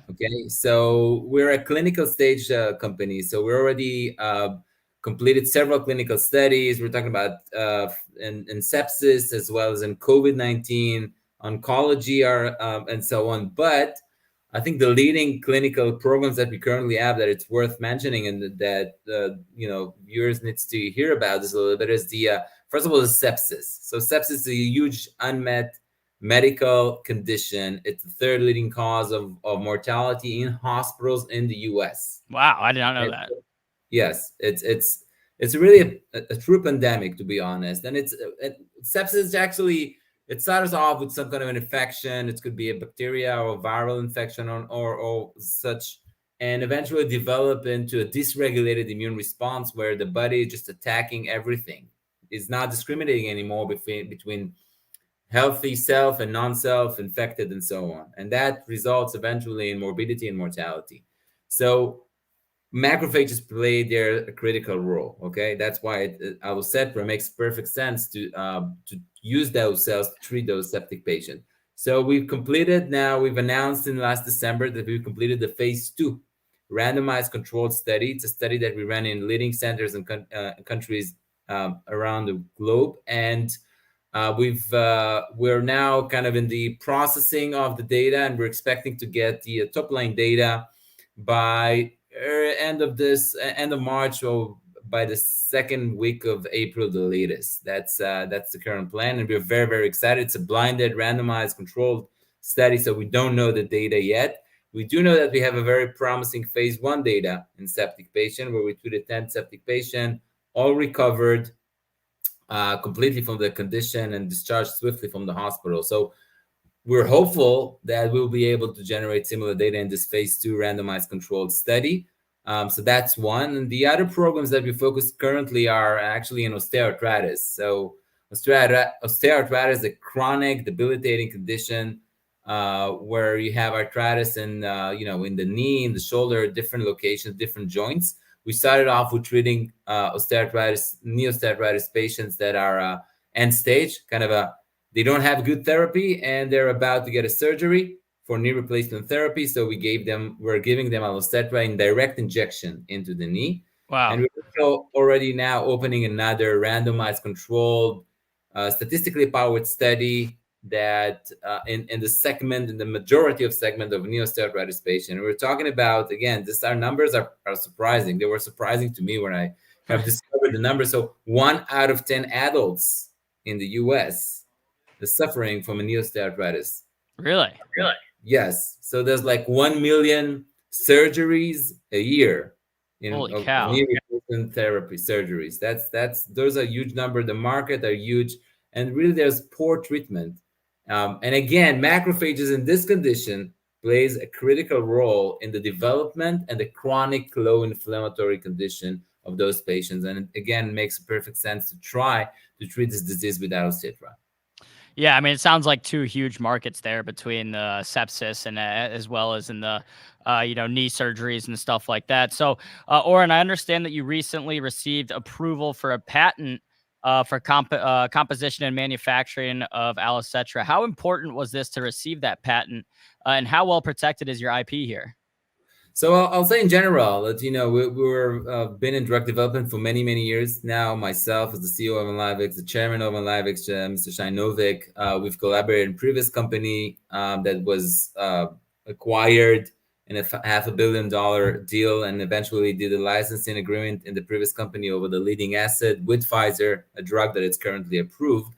So we know how important it is to build really a robust IP platform. And that's exactly what we did with Alicetra in all the various aspects, from composition, from method of use, from manufacturing, from different indications. There's a very, very robust IP there. And this is another layer of that robust IP that we've been working from the day the company started working. Got it. Have you seen a change in how research is being conducted as AI tools start to come into their own? How much do you think this will accelerate research in the biotech space? Definitely. I mean, it's going to affect the life of all of us, and definitely in the research, in the development of drugs. AI will become a tool that all of us use in various aspects and various applications eventually. So that's very critical and important. We are as a cell therapy currently, we're not using AI tools, but it is something that you're looking, and if there come an interesting opportunity, it's something we'll take into account for sure. Yeah, I mean, it's interesting to see how different biotech companies, some are using it for drug discovery, some are using it for other things. But I mean, like you said, it's going to impact every industry. At least that's how it seems right now. All right, well, we're running up on the clock here, Oren. I'll ask you the final question for a hot take. With the markets kind of heating up here in 2024, have you seen more money start to flow back into biotech? Yes, definitely. I think finally we're seeing some good signals for some initial recovery, and definitely I believe that this will continue. I think that we are now, at Enlivez, from a capital perspective, we're well funded all the way to the end of 25. That's important to say, and we have several clinical milestone and inflection points. The nearest term one that we were talking about, sepsis top line data, just around the corner. But additional ones with the osteoarthritis in 24 and 25. So we're really excited and hopeful, some of this data will become leverageable, and we'll take the opportunity and do additional fundraising to continue to grow Enlivez and Alicetra platform. And when can investors expect that catalyst? I mean, when is that data coming out for the sepsis trial? So sepsis is by the mid of April. Okay, so couple months. Very, very couple of months. In the second half of 24, we'll have additional data from the open label osteoarthritis studies that I've described. Yep. And in 25 Q3, we'll have top line data from that randomized blinded control osteoarthritis study. So several inflection points throughout 24 and 25 in the coming 18 months or so. And all of this is well funded with the current cash flow that we have at Enlivez. Beautiful. Love to hear that. Well, all right. Oren Hershkovitz, again, the CEO of Enlivez. Ticker is up there on the screen, ENLV. Thank you again for hopping on with us today.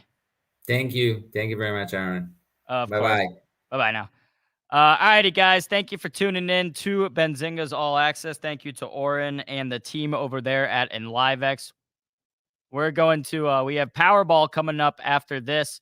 So make sure to stay tuned. The stream will redirect you there. You do not need to go anywhere. And I'll probably see y'all there in a few minutes.